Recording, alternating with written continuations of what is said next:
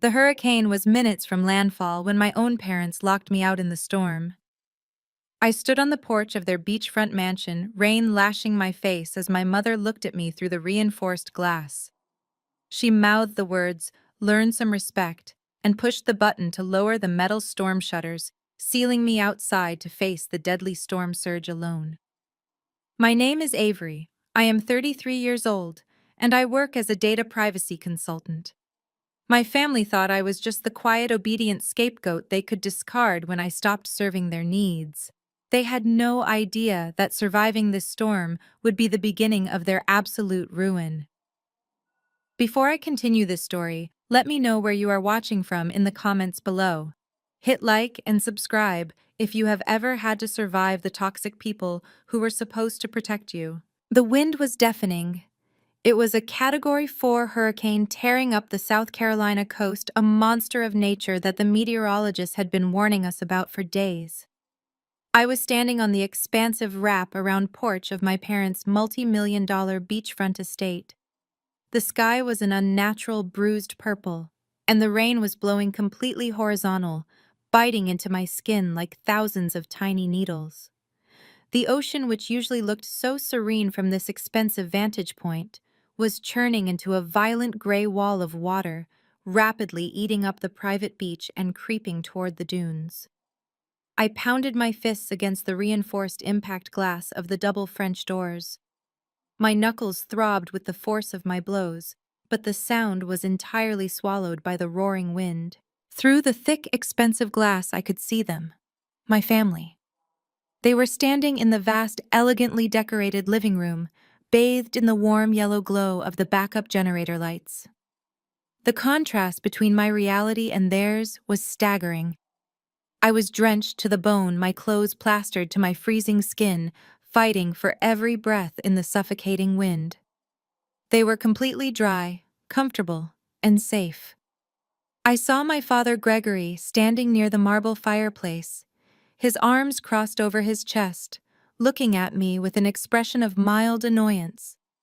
Beside him was my golden child brother Preston, casually checking his phone as if a deadly storm was not actively threatening his sister just a few feet away.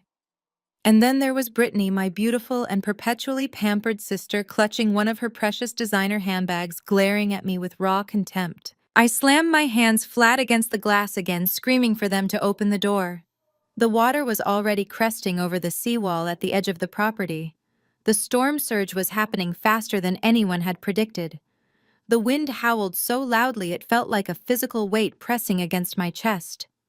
I made eye contact with my mother, Barbara. She was standing perfectly still in her pristine cashmere sweater, a stark contrast to the absolute chaos swirling around me. I pleaded with my eyes. I yelled until my throat tore, begging her to undo the lock. Instead of reaching for the handle, my mother took a slow, deliberate step toward the glass. She did not look worried. She did not look panicked. She looked triumphant. She stopped just inches from the glass, looking right into my terrified eyes. Her face contorted into a cold, calculated sneer that I had seen 1,000 times throughout my childhood, usually right before she delivered a punishing psychological blow. But this was not a childhood grounding. This was not a cruel comment at a dinner party. This was a Category 4 hurricane. She leaned in close to the glass. I could read her lips perfectly as she enunciated each syllable. Learn some respect. Then she raised her hand and pressed her finger against the smart home control panel mounted on the wall next to the door. A heavy mechanical groan vibrated through the deck beneath my feet. I looked up and saw the thick industrial-grade metal storm shutters beginning to descend from the porch ceiling. They were dropping slowly, a creeping curtain of solid steel, designed to withstand flying debris and crushing water pressure. They were designed to seal the house completely, turning it into an impenetrable fortress. And my mother was lowering them, while I was still standing on the outside. No. I screamed the word, throwing my body against the glass. I clawed at the descending metal, but it was smooth and unyielding. The gap between the bottom of the shutter and the porch floor was closing rapidly. 3 feet, 2 feet. Through the shrinking gap, I saw my mother turn her back and walk away to join the rest of the family. They were going to sit in their plush living room, perhaps pour a glass of wine, and ride out the storm while their daughter was left to be swept away by the Atlantic Ocean. 1 foot. The darkness inside the shutter began to eclipse the warm light from the house. 6 inches. I fell to my knees, screaming for my father, screaming for anyone to hit the stop button. The heavy metal met the concrete deck with a sickening final thud. The automated locking mechanism clicked into place with a sharp metallic snap. I was plunged into semi-darkness, trapped between the impenetrable steel wall of the house and the raging deadly storm outside. The noise of the hurricane was absolute now. With the visual connection to the inside severed, the reality of my isolation crashed over me. The wind shrieked through the architectural columns of the porch, tearing at the outdoor furniture. A heavy teak lounge chair was lifted into the air like a piece of paper and hurled over the railing, vanishing into the gray mist. I backed away from the steel shutters, stumbling toward the thickest concrete pillars supporting the roof of the porch. I wrapped my arms around the rough stone, pressing my body as flat as I could against it to avoid the flying debris. The storm surge was accelerating. The water had breached the lower deck stairs and was pooling rapidly across the dark mahogany planks of the porch. Freezing, salty water washed over my shoes, swirling around my ankles. It was not just rain anymore. The ocean was coming for the house. As I huddled there, shivering violently, the sheer magnitude of what had just happened began to override my physical panic. My parents had locked me out. My own mother had looked me in the eyes and condemned me to death for being disrespectful.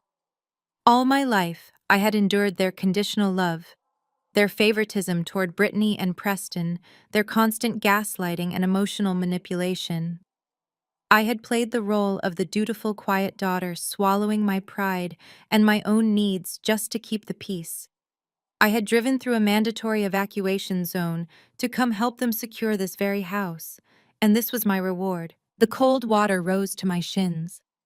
A piece of a shattered palm tree slammed into the far end of the porch, splintering the expensive wooden railing into jagged shards. I squeezed my eyes shut, gasping for air as the wind tried to tear me away from the pillar. I realized then that if I died on this porch, they would spin it as a tragic accident. They would tell everyone that I had foolishly run outside, that the shutters had malfunctioned, that they had tried to save me but were held back by the storm. They would play the grieving parents at my funeral, accepting casseroles and condolences, completely secure in their lie. A hot, burning anger ignited in the center of my chest, cutting through the freezing rain and the paralyzing terror. I refused to let them write my ending. I refused to be the pathetic scapegoat who died begging at their back door. I tightened my grip on the concrete pillar, fighting the terrifying pull of the rising water. The ocean surged again, reaching my knees. The roar of the storm was a continuous, deafening train horn in my ears. I needed higher ground, but there was nowhere to go. The porch was elevated, but the storm surge was predicted to reach 15 feet. I was completely trapped. The water was rising fast. It was no longer just pooling on the deck. It was flowing, creating a strong current that tugged violently at my legs. I could taste salt and mud in the air. The sky grew darker, transitioning from a bruised purple to a terrifying pitch-black gray. The center of the hurricane was closing in. I looked at the steel shutters that separated me from safety. I hated those shutters. I hated the wealth they represented, the arrogant belief that my parents could buy their way out of natural disasters just as easily as they bought their way out of moral obligations. They were inside, completely insulated from the consequences of their actions, while I was left to drown in the dark. Every time the wind gusted, the entire porch shuddered beneath me. I could hear the structural beams groaning in protest. The water reached mid-calf, cold and unforgiving. Debris scraped against my legs, unseen hazards hidden in the churning floodwaters. I had to focus on my breathing. Panic would kill me faster than the water. I pressed my face against the cold, wet concrete of the pillar, trying to shield my eyes from the stinging rain. I thought about my life back in the city, my quiet apartment, my steady career. A life I had built entirely on my own, far away from their toxic influence. I had broken my own rule by coming back here today. I had broken my own rule by believing that in a moment of true crisis, blood would mean something. They had proven me wrong in the most absolute way possible. As the water surged higher, reaching my thighs, I knew that the next few minutes would dictate whether I lived or died. I clung to the pillar, my muscles screaming in protest, my fingers numb and bleeding. The storm raged on, completely indifferent to the human betrayal that had left me at its mercy. I was alone in the hurricane, locked out by the people who gave me life, facing the violent wrath of the ocean, with nothing but my own determination to survive. My fingers dug into the porous concrete of the pillar.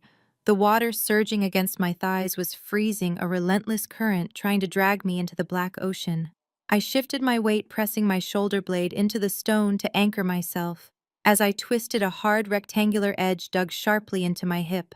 My phone. I wedged my left arm around the pillar and used my right hand to force my frozen fingers into my soaked pocket. I pulled out the device. The heavy-duty waterproof case I had bought for my fieldwork was scratched and battered from the flying debris, but when I pressed the side button, the screen flared to life. The sudden brightness was blinding in the dark chaos of the hurricane. The water droplets on the screen distorted the text, but I did not need to see clearly to know what was there. The group chat was still open. The messages from 30 minutes ago were burned into my memory, a digital transcript of my own family discarding my life. I wiped the screen against my wet shirt, shielding it with my body. There it was. The family group chat titled Beach House Prep, a completely ironic name considering I was the only one who had actually done any prepping. I had driven my customized lifted SUV through miles of bumper-to-bumper evacuation traffic just to help them. My father had refused to hire storm professionals, claiming local contractors were just trying to scam wealthy homeowners. So I had come. I had spent 3 hours hauling heavy outdoor furniture, taping glass, and securing loose items, while they sat inside complaining about the spotty internet connection. When I finally stepped into the marble foyer, drenched in sweat and rain, I found my sister Brittany in the middle of a full-blown meltdown. She was surrounded by a mountain of bright orange designer boxes and quilted leather dust bags. Her entire collection of luxury handbags was piled on the imported rugs. The text messages on my screen documented the exact moment the madness shifted from a tantrum to a hostage situation. Brittany had texted the group chat while standing barely 10 feet away from me. "Avery is being completely unreasonable. Dad, tell her to give me the keys to her truck right now.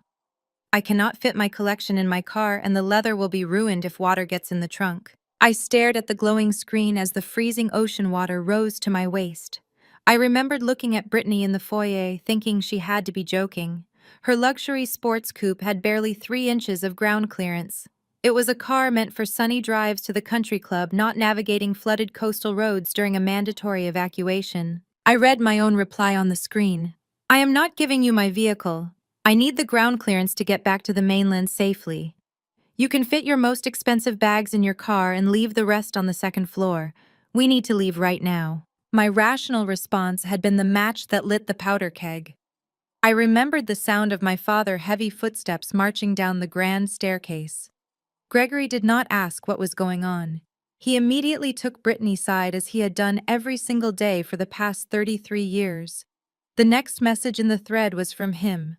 "Avery, stop bullying your sister. She has highly valuable assets to protect. Hand over the keys to the SUV immediately. You can drive her car back to the city." I swiped the screen with a trembling thumb, the rain violently striking the back of my hand. I remembered standing in that foyer water, dripping from my jacket, onto their pristine floor, feeling a profound sense of disbelief. I had looked my father right in the eyes and explained the reality of the situation. I told him the coastal highway was already experiencing 2 feet of standing water. If I took Brittany's low-riding sports car, the engine would flood within the first mile. I would be stranded on a drowning road in the middle of a Category 4 hurricane. His response was forever preserved in the next text message. "Stop exaggerating and being so dramatic. Hand her the keys. It is the least you can do after bringing so much negative energy into this house today." Negative energy. I had secured their multi-million-dollar property while they panicked over handbags. and I was the one bringing negative energy. I gripped the phone tighter, my knuckles turning white. Then my mother had chimed in. Barbara text sat at the very bottom of the screen, the final digital nail in the coffin. You always ruin everything, Avery. You are so incredibly selfish. Give your sister the keys right now or get out of my house. The memory of the screaming match that followed played in my mind, louder than the roaring wind. I had stood my ground. For the first time in my life, I refused to be their sacrificial lamb. I told them I was leaving with my keys in my own vehicle. I turned my back on them, grabbed my heavy raincoat, and stepped out the front doors onto the expansive porch, fully intending to run to my truck and drive away. But they had been one step ahead of my escape. As soon as I stepped onto the porch, I heard the heavy electronic deadbolt slam shut behind me. I turned around to find the doors locked. I reached for the handle, assuming it was a mistake, but the red security light glared back at me. I had pounded on the glass. My father stood on the other side, his face contorted with rage. He shouted through the thick pain, his voice muffled but entirely clear in its intent. You want to act like a defiant brat, you can stay out there until you learn your place. Slide the keys through the mail slot, or you ride out the storm on the deck. It was an ultimatum born of pure toxic entitlement. They honestly believed I would surrender my only means of survival just to get back into their good graces. They thought the fear of the storm would break my spirit, forcing me to hand over the keys so Brittany could save her precious bags. They expected me to beg to apologize for being selfish and to accept my role as the disposable daughter who would gladly risk drowning in a flooded sports car so her sister could travel in comfort. I refused. I had stared back at my father through the glass and shook my head. I held my keys tightly in my fist and stepped away from the door. I thought it was a sick bluff. I truly believed that once the wind picked up and the danger became real, they would open the door. They were my parents. They might be cruel, they might be narcissistic, but I did not believe they were actual murderers. I was wrong. 30 minutes later, the ocean had breached the seawall. The wind had escalated to terrifying speeds, and Barbara had walked to the glass, sneered at me, and lowered the metal storm shutters. I shoved the phone back into my waterproof pocket and zipped it shut. The water was surging higher now, crashing against my stomach. The freezing temperature was beginning to sap the strength from my muscles. My body shivered uncontrollably, my teeth chattering so hard, my jaw ached. The porch was a swirling vortex of trapped water and flying debris. I could hear the expensive outdoor kitchen being ripped apart by the wind, heavy appliances groaning as they were dragged across the concrete. The betrayal settled deep in my bones, colder than the ocean water. They had not just kicked me out. They had systematically trapped me. They knew the storm surge was coming. They knew the wind would make it impossible for me to walk to the main road. They had locked the doors, secured the shutters, and left me exposed to the deadliest forces of nature simply because I refused to hand over my car keys for a pile of leather purses. The sheer absurdity of it fueled the fire burning in my chest. My life was worth less to them than Brittany designer accessories. My safety was an inconvenience. My boundaries were viewed as disrespectful defiance, punishable by death. A massive wave slammed into the supporting pillars of the house, sending a violent tremor through the concrete I was clinging to. The water level surged to my chest, lifting me slightly off my feet. I tightened my grip on the pillar, scraping the skin off my forearms. I had to angle my face upward to keep the crashing waves from filling my mouth and nose. I realized that the water would not stop rising until the storm passed, and the eye of the hurricane was still miles away. The porch would soon be completely submerged. If I stayed pinned against this pillar, I would drown. If I let go and tried to swim, the current would drag me out into the open ocean or smash me against the jagged wreckage of the neighborhood. I was out of options. I was completely cornered by nature and by my own blood. Another powerful gust of wind shrieked through the darkness, sounding like a chorus of screaming voices. I closed my eyes and fought to maintain my grip as the water tried to pry my fingers loose. I focused all my remaining energy on the anger, using the pure distilled rage of their betrayal to keep my heart pumping. I would not die here. I refuse to let Barbara Gregory and Brittany win. I refuse to let my death be a convenient tragedy that they could exploit for sympathy at their high society luncheons. Suddenly, a blinding flash of light cut through the oppressive darkness. It was not lightning. It was a steady, piercing beam sweeping through the sheets of horizontal rain.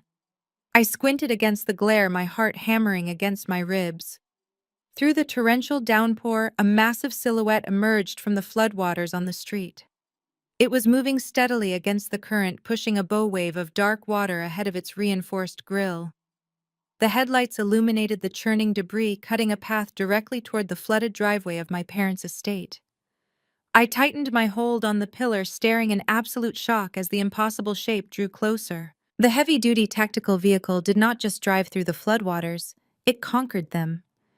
It was a massive matte black armored SUV, the kind of machine built for war zones and apocalypse scenarios, sitting atop heavily modified suspension and massive treaded tires. The water that was currently threatening to drown me only reached the middle of its reinforced wheel wells. The engine let out a low, powerful growl that I could feel vibrating in my chest even over the shrieking wind of the hurricane. It pushed through the wreckage of my parents' front yard, crushing the remnants of their expensive landscaping beneath its weight. A massive oak tree that had snapped in half lay across the driveway, but the SUV did not even hesitate. The steel push bumper shattered the thick branches, clearing a path directly to the edge of the submerged porch. I clung to the concrete pillar, my vision blurred by the stinging salt water and rain. My chest heaved with exhaustion. My muscles were locking up from the freezing temperature. The water was now lapping at my collarbone. I had maybe 3 minutes left before the ocean swallowed the porch entirely. I stared at the black vehicle, praying it was a swift water rescue team dispatched by the county. The SUV stopped parallel to the porch. The tinted passenger window rolled down exactly 2 inches. It was just enough to let the violent wind howl into the cabin, but the person sitting in the passenger seat did not flinch. I blinked against the driving rain, trying to focus my desperate gaze on the dark opening. I expected to see a paramedic in high-visibility waterproof gear. Instead, I saw a woman with perfectly coiffed silver hair, wearing a pristine cream-colored cashmere coat. Her posture was completely rigid, projecting an aura of absolute authority that commanded the space around her. It was Constance, my grandmother. The shock hit me harder than the freezing water. Constance was the matriarch of the family, the architect of the $2 billion empire my father and brother were so desperately waiting to inherit. She was 8, 2 years old, notoriously ruthless in business, and completely estranged from me for the past decade.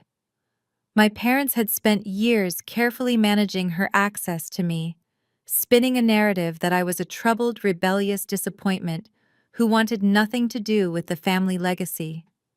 They kept me isolated from her, ensuring I could never contradict their perfect fiction. I had not spoken a single word to her since my college graduation, yet here she was sitting in an armored tank in the middle of a Category 4 hurricane. Constance did not yell over the storm. She did not panic. She slowly turned her sharp, pale blue eyes toward the fortified house. She looked at the heavy steel storm shutters that my mother had lowered. She looked at the submerged designer patio furniture, the shattered glass, and the rising black water. Her gaze analyzed the scene with the terrifying precision of a predator identifying its prey. Then she turned her eyes back to me. She saw my bleeding hands gripping the concrete. She saw the water rising to my neck. She saw the absolute betrayal my parents had subjected me to. Constance pressed a button on the door panel. Her voice projected through a marine-grade external speaker mounted on the grille of the vehicle. It cut through the roaring wind with crystal-clear, absolute authority. Enough. The heavy rear passenger door swung open. The interior lights illuminated the dark water, offering a golden beacon of survival. A man in tactical gear leaned out from the back seat, extending a thick rescue strap toward me. I had to let go of the pillar. The realization terrified me. The current swirling across the porch was violently strong. If I slipped, the water would drag me under the armored vehicle and pull me out into the raging street. But staying meant certain death. The ocean was already cresting over the seawall in massive sweeping waves. I locked eyes with Constance.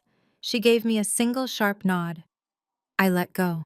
The current grabbed me instantly. It was like being hit by a freight train. The freezing water ripped my feet from the concrete deck and swept me sideways. I thrashed wildly, fighting to keep my head above the churning foam. Debris slammed into my ribs, knocking the breath from my lungs. I reached out blindly, my fingers slipping on the wet metal of the SUV running board. The man in the back seat lunged forward, grabbing the collar of my heavy raincoat. His grip was like a vice. With a powerful heave, he hauled me out of the crushing water and dragged me over the threshold into the cavernous rear cabin of the vehicle. The heavy armored door slammed shut behind me. The sudden silence was deafening. The thick ballistic glass and soundproofed cabin completely muted the raging hurricane outside. The roar of the wind was reduced to a dull background hum. The violent, chaotic world of the storm was instantly replaced by the smell of expensive leather, climate-controlled warmth, and absolute safety. I collapsed onto the floorboards, coughing up harsh, burning mouthfuls of salt water. My entire body shook violently. I hugged my knees to my chest, gasping for air, staring blindly at the pristine floor mats as a puddle of ocean water formed beneath me. A thick, heated blanket was draped over my trembling shoulders. The man in tactical gear secured a heavy seatbelt around me, buckling me safely into the plush leather seat. I looked up, still struggling to process the reality of my rescue. Constance sat in the front passenger seat, looking straight ahead through the rain-battered windshield. She did not offer me a hug. She did not offer me sweet, comforting words. Constance was not that kind of grandmother. She was a woman forged in corporate warfare, and she recognized an act of war when she saw one. Drive, she instructed the man behind the wheel. The driver, a broad-shouldered security specialist, shifted the massive vehicle into gear. I turned my head to look out the reinforced window. As the armored SUV reversed away from the porch, a colossal wall of dark water surged over the property line. It crashed against the house with catastrophic force. The concrete pillar I had been clinging to just 60 seconds ago was obliterated, snapping under the crushing weight of the ocean. The water smashed against the steel storm shutters, violently flooding the lower deck and completely submerging the spot where I had been trapped. If Constance had arrived 1 minute later, I would be dead. My parents would have succeeded. They would have swept my death under the rug, playing the tragic victims of a natural disaster while enjoying the safety of their fortified mansion. I pressed my forehead against the cold glass, my heart hammering a frantic rhythm against my ribs. I survived. I was breathing. The realization sparked a profound shift within my mind. The dutiful, quiet daughter who had driven into a hurricane to save her ungrateful family died on that flooded porch. The woman sitting in the back of this armored vehicle was entirely different. Constance turned around in her seat to look at me. Her pale blue eyes were analytical, stripping away the wet clothes and shivering frame to assess the person underneath. She noted the fury burning in my expression. She saw the exact moment my fear transformed into calculated rage. "They locked you out," she stated. It was not a question, it was a cold, hard fact being entered into the record. I pulled the heated blanket tighter around my shoulders. My teeth chattered so hard I could barely speak, but I forced the words out. Yes, because I refused to give Brittany my truck for her handbags. Constance let out a sound that was half scoff, half bitter amusement. Her face hardened, the lines around her mouth deepening with a terrifying resolve. She turned her gaze back to the flooded mansion fading into the storm behind us. For 10 years, Gregory and Barbara have spun a very compelling story about you. Constance said, her voice dropping to a low, dangerous register. They told me you were erratic. They told me you were unstable and hateful. They demanded I keep my distance for my own peace of mind. I always suspected they were managing the narrative to protect their own interests. But today they showed their hand. She reached into the center console and retrieved a sleek black tablet. She tapped the screen with a manicured finger, her demeanor entirely businesslike. They thought the storm would do their dirty work. Constance continued, her eyes fixed on the glowing screen. They thought they could discard you like trash and inherit my empire without a single dissenting voice to challenge them. They made a critical error, Avery. They underestimated my intelligence and they severely underestimated your will to survive. I stared at the back of her pristine cashmere coat, the reality of her words washing over me. Constance was not just rescuing me from the floodwaters. She was recruiting me. She saw through the decades of gaslighting and manipulation that my parents had orchestrated. She recognized the precise nature of their cruelty. "We are going to my inland estate," Constance declared, not looking back. "The property is on the highest elevation in the county. We have independent power grid, satellite uplinks, and a full security detail. We will wait out the storm there." And then I asked, my voice finally steadying. Constance met my eyes in the rearview mirror. The reflection captured a terrifying promise. And then she said coldly, "We lock them out of everything else." The armored SUV surged forward, its massive tires gripping the flooded road, pushing through the debris with unstoppable force. I leaned back against the headrest, the heated seat warming my freezing skin. Outside the thick ballistic glass, the hurricane continued to tear the coastline apart. Houses were being shredded, trees were snapping, and the ocean was swallowing everything in its path. But inside the quiet cabin of the vehicle, a different kind of storm was gathering. A storm of precision, legal warfare, and absolute ruin. My family had left me to drown in the dark.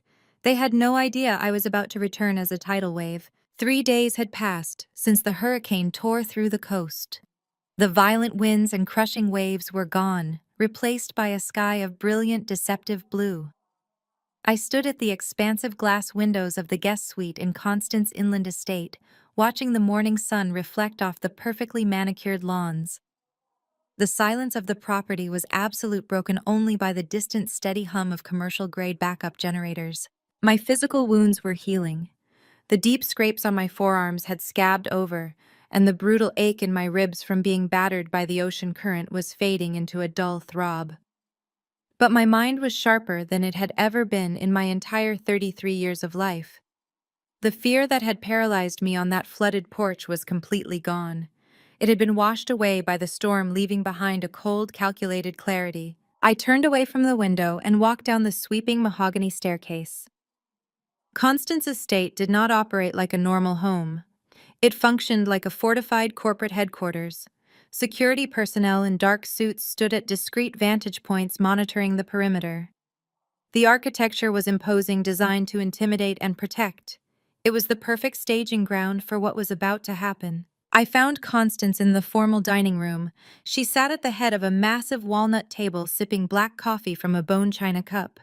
She wore a tailored charcoal suit, her silver hair perfectly styled, looking as though she was about to address a boardroom of terrified executives. Seated to her right was a man I had not met yet.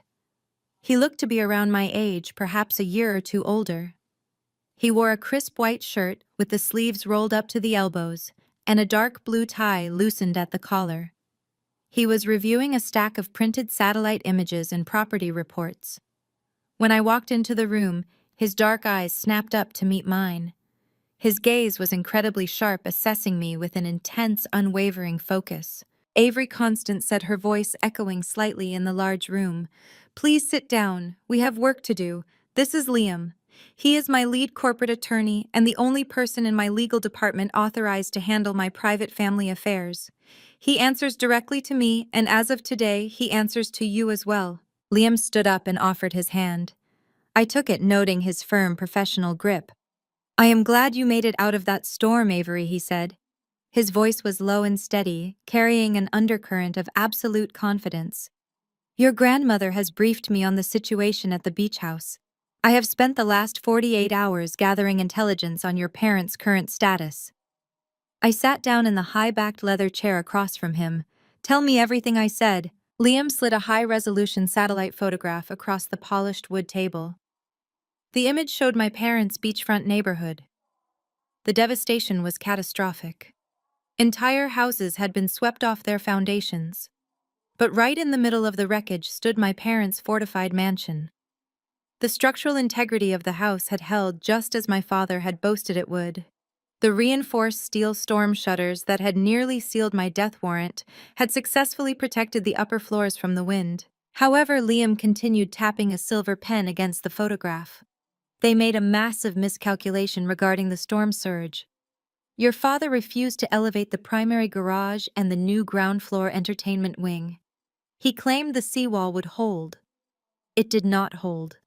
The ocean breached the property line and completely submerged the entire first level in 6 feet of corrosive salt water.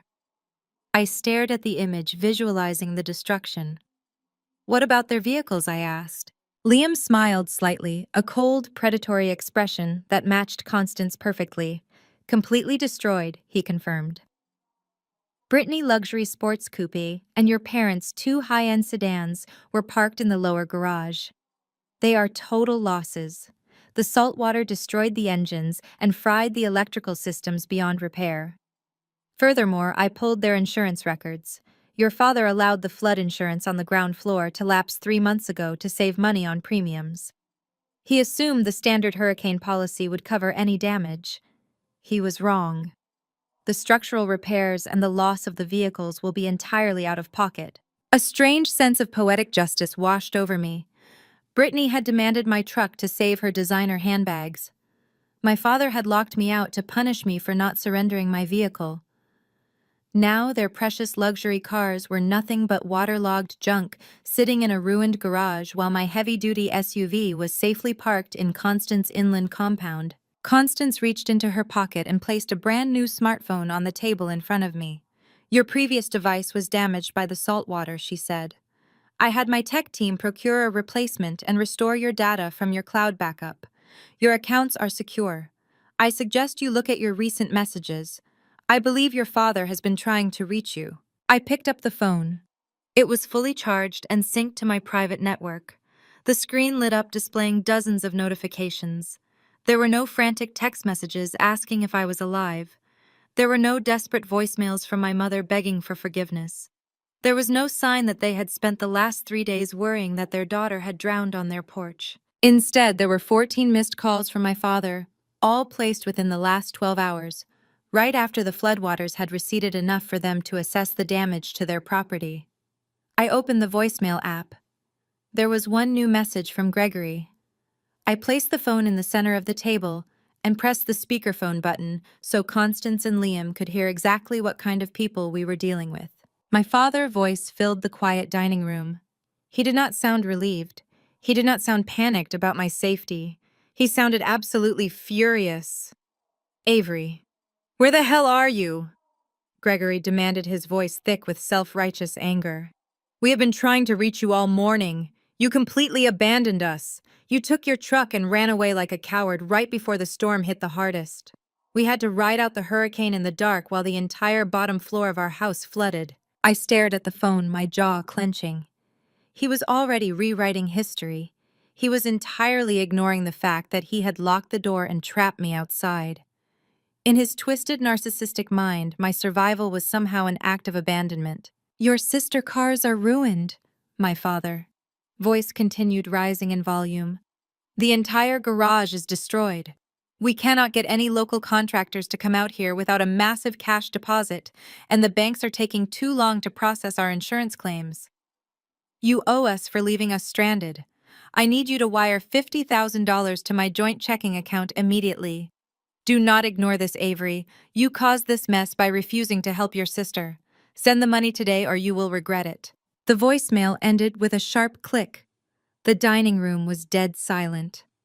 I looked at Constance. She was taking a slow sip of her coffee, her expression completely unreadable, but her eyes burned with a dangerous, icy light. Liam shook his head, leaning back in his chair. That is genuinely remarkable, he said, his voice laced with professional disgust. The man locks his own child outside during a catastrophic weather event, assumes she somehow survived and escaped, and his first instinct upon getting cell service is to demand $50,000 for home repairs. He is bleeding cash, Constance stated bluntly. Gregory has always lived vastly beyond his means, relying on credit and the assumption that he would eventually inherit my wealth to cover his debts. He does not have $50,000 in liquid assets to pay the emergency contractors. He knows you have a successful consulting firm, Avery. He assumes you have the cash and he expects you to hand it over out of pure conditioned obedience. I reached forward and picked up the phone. My fingers were steady. There was no hesitation left in my heart. For years, I would have internalized that voicemail. I would have felt a crushing wave of guilt, wondering if I truly was a bad daughter. I would have questioned my own reality, wondering if maybe I had somehow caused the situation. I would have emptied my savings account to fix their problems just to buy a few weeks of temporary peace. But that version of me was gone. The woman sitting at this table knew the truth. I looked at Liam. If I do not send this money, what is their next move? Liam folded his hands on the table. Based on the psychological profile we are observing, they will escalate. Narcissists do not handle rejection well, especially when they are backed into a financial corner. When you ignore this demand, they will change tactics. They will likely attempt to destroy your reputation to force your compliance. They will paint themselves as the tragic victims of a natural disaster and cast you as the villain who stole their only escape vehicle. Let them try, I said softly. Constance smiled. It was a terrifying, brilliant expression. You are not going to send him a single dime, she instructed. You are going to let them stew in their ruined, moldy house. You are going to let the financial panic set in. I deleted the voicemail. The action felt incredibly satisfying, a digital severing of their control over my life.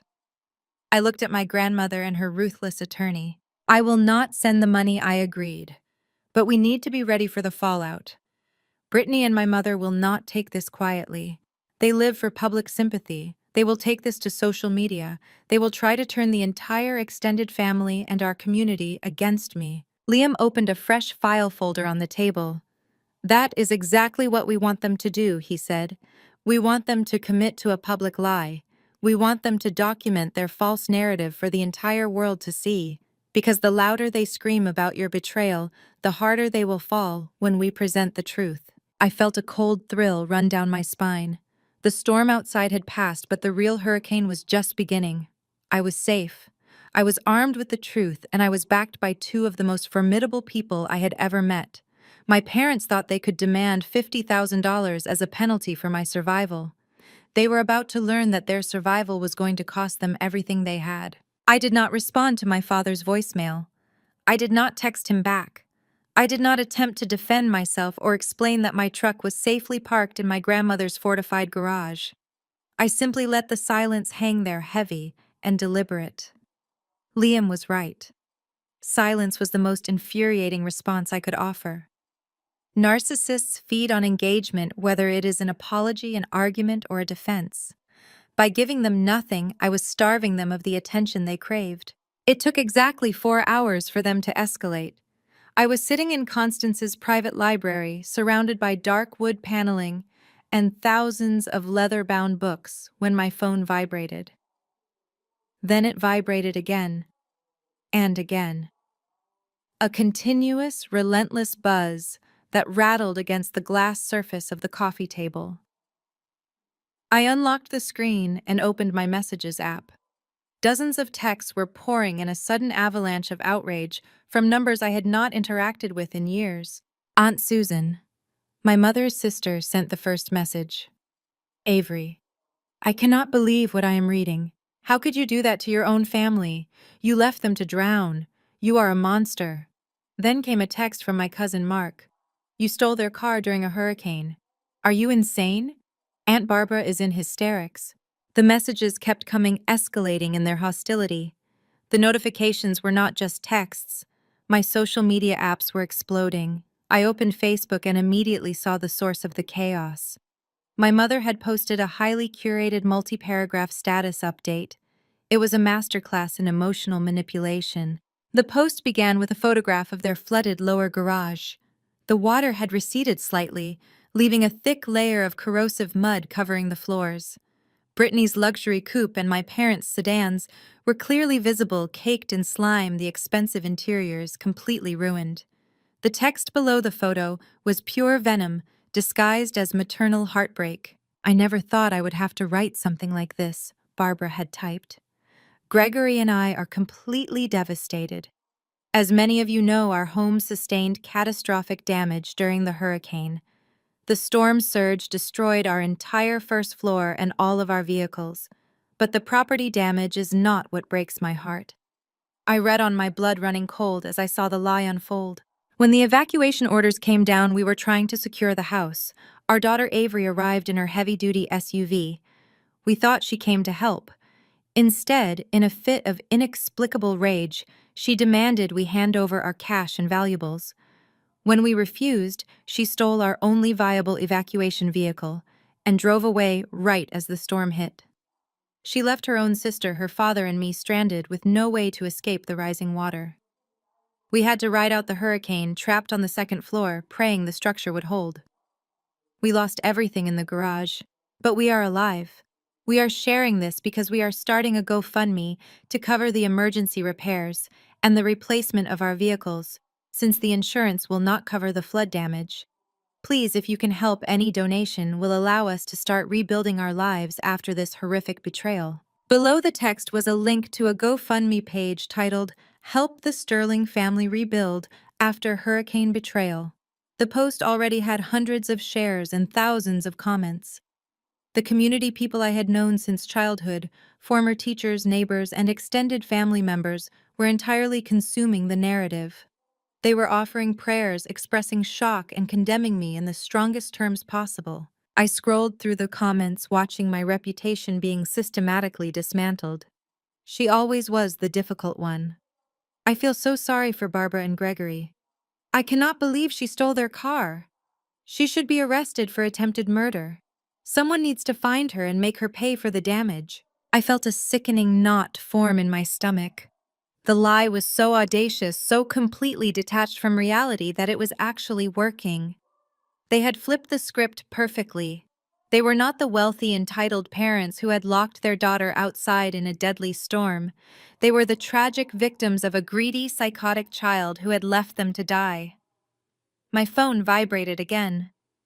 This time, it was an email notification. The subject line made my heart stop for a fraction of a second. It was from the managing director of the consulting firm where I worked as a senior data privacy analyst. Avery, we need to schedule an emergency meeting immediately. Several clients have forwarded a highly disturbing social media post regarding your actions during the hurricane. We are placing you on temporary administrative leave, pending a formal investigation into these allegations. The reality of the smear campaign hit me with full force. This was not just family drama anymore. This was a targeted attack on my livelihood. Barbara and Brittany were not just trying to extort $50,000 from me.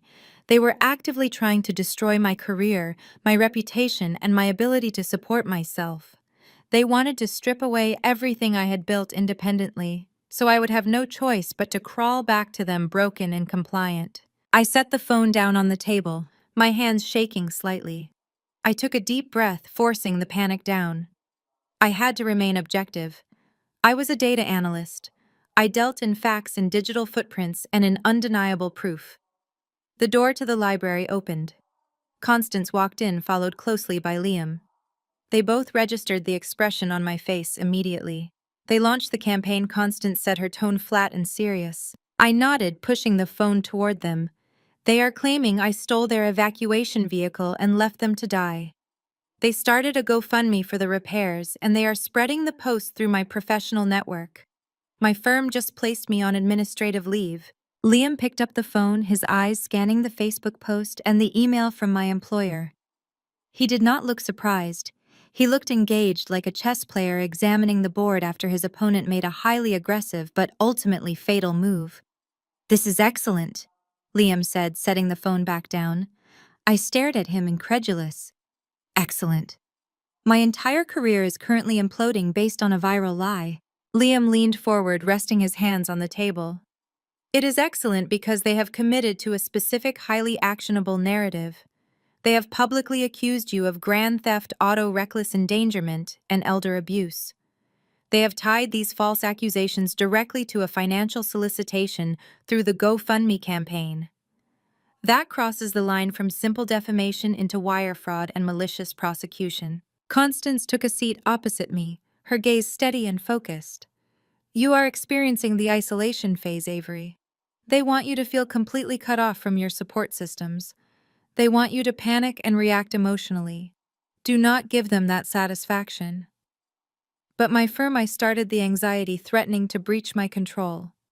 If I lose my job— You will not lose your job, Constance interrupted sharply, because you are going to provide them with indisputable evidence that your parents are committing a federal crime. Liam opened his laptop. We need to secure the counter evidence immediately. I need you to walk me through exactly what happened on that porch. Every detail, every movement. Do not leave anything out.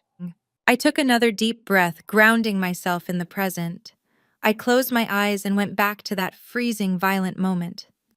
I told Liam about the argument in the foyer over the handbags. I told him about the text messages demanding I hand over my keys.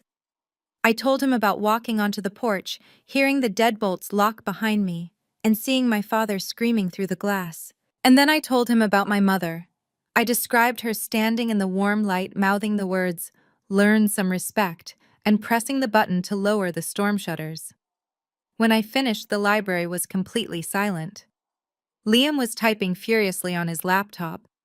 Constance was looking at me, an expression of cold fury settling over her features.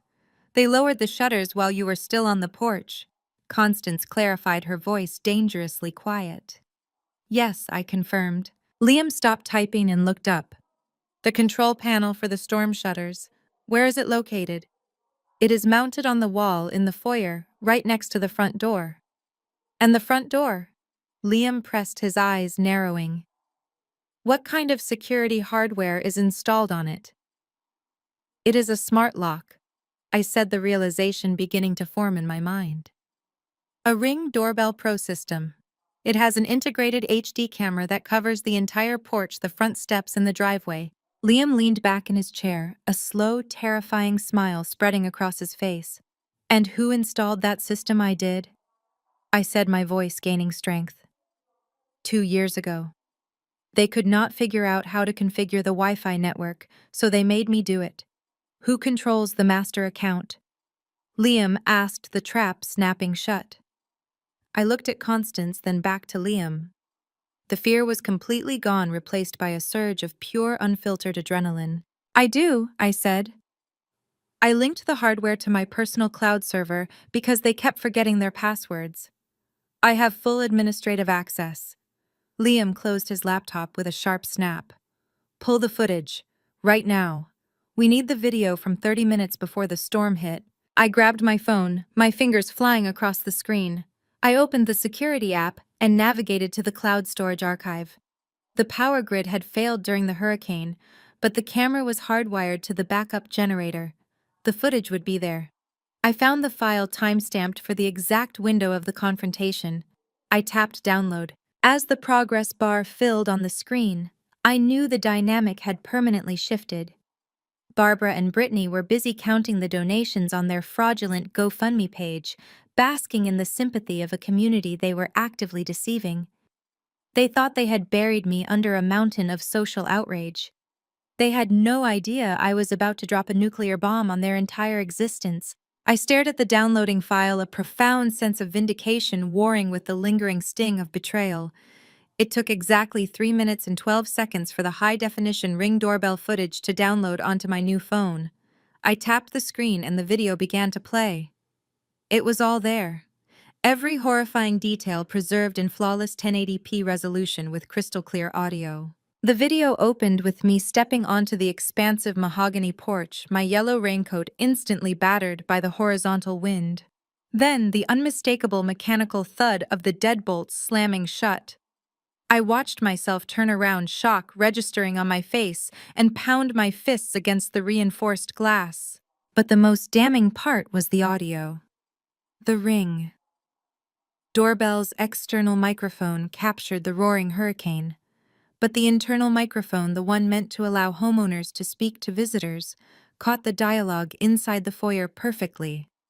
I heard my father's muffled but distinct voice through the glass. You want to act like a defiant brat, you can stay out there until you learn your place. Slide the keys through the mail slot or you ride out the storm on the deck. Then my mother stepped into the frame. The camera captured her perfectly coiffed hair, her pristine cashmere sweater, and the cold, triumphant sneer on her face. It recorded her leaning close to the glass, mouthing the words, "Learn some respect." And finally, the undeniable sound of the electronic control panel beeping, followed by the grinding whine of the heavy metal storm shutters descending, effectively sealing me outside. I paused the video right as the shutters hit the deck. I looked up at Constance and Liam. "I have it," I said, my voice steady. "The video, the audio, the timestamps, everything." Liam did not waste a second. "Cast it to the monitor," he instructed, pointing to a large flat-screen television mounted on the far wall of the library. I synced my phone to the screen and hit play. Constance and Liam watched in absolute silence. The visual evidence of my parents' cruelty displayed on a 70-inch screen was staggering. When the video ended, the quiet in the room felt heavy, charged with a dangerous electric energy. Constance turned to me, her pale blue eyes blazing. "They are going to burn," she stated, a chilling promise delivered with absolute certainty. "They thought they could commit murder and walk away clean. They are about to learn what happens when you strike at my blood." Liam was already back at his laptop, his fingers flying across the keyboard. "This changes our timeline," he said, not looking up. "We don't need to wait for them to escalate. We have the kill shot. But we cannot deploy it yet. If we release this video now, they will claim it was a moment of panic, a misunderstanding, or a technical malfunction. They will hire crisis PR firms and spin it into oblivion." "So what do we do?" I asked, leaning forward. "We let them dig their own grave," Liam replied, turning his laptop screen toward me. "Look at this." He had pulled up the GoFundMe page my mother had created. The donation counter was climbing rapidly. It was already past $20,000. "Every dollar they accept under false pretenses constitutes wire fraud," Liam explained, his tone clinical and precise. "Every time they share that post across state lines via social media, they are committing a federal offense. We need to let the financial fraud build. We need to let them establish a comprehensive documented pattern of malicious prosecution and defamation." Constance nodded, a predatory smile touching the corners of her mouth. "Give them enough rope and they will gladly hang themselves. But we must be meticulous, Avery. You cannot respond to a single text message. You cannot defend yourself to your colleagues or extended family. You must disappear completely into this estate." "What about my firm?" I asked, the anxiety returning briefly. "They placed me on administrative leave. If I don't respond to the investigation, they will terminate me for cause." "Leave your firm to me," Liam said. "I will contact your managing director personally. I will inform them that you are cooperating with a high-level federal investigation involving wire fraud and that any adverse employment action taken against you based on fraudulent social media posts will result in immediate catastrophic litigation. They will back off and wait." I looked at Liam, truly assessing him for the first time. He was not just a lawyer, he was a tactician. He viewed conflict as a chessboard, and he was already 5 moves ahead of my parents. He possessed the exact kind of ruthless pragmatism I needed right now. "Okay," I agreed, setting my phone face down on the table. "We wait. But what do we do while they spin their lies?" "We audit," Constance declared, leaning back in her chair. "Gregory and Barbara have lived vastly beyond their means for decades. I have always suspected Gregory was skimming from the family business accounts, but I never had the cause or the energy to initiate a full forensic review. They have given me cause." Constance turned to Liam.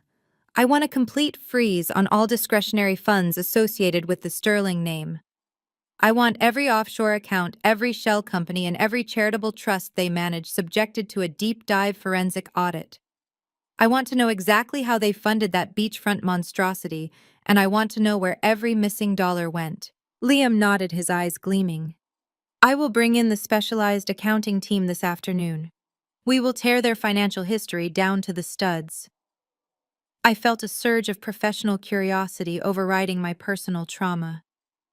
"I can help with that," I offered. My background is in data privacy, but I spent 3 years working in forensic data recovery for a cybersecurity firm. I know how to track digital footprints through nested accounts and encrypted servers. I know how to find the money. Constance looked at me, her expression softening into something resembling pride. Then you will work with Liam, she instructed. Consider this your initiation, Avery. You are no longer the quiet girl sitting on the sidelines. You are a Sterling, and it is time you learned how to wage war. For the next 2 weeks, the sprawling library of Constance's estate became our war room. Liam and I worked side by side analyzing thousands of pages of financial documents, bank statements, and tax returns. The sheer volume of data was overwhelming, but I found solace in the methodical, logical process. Numbers did not lie. Data did not gaslight you.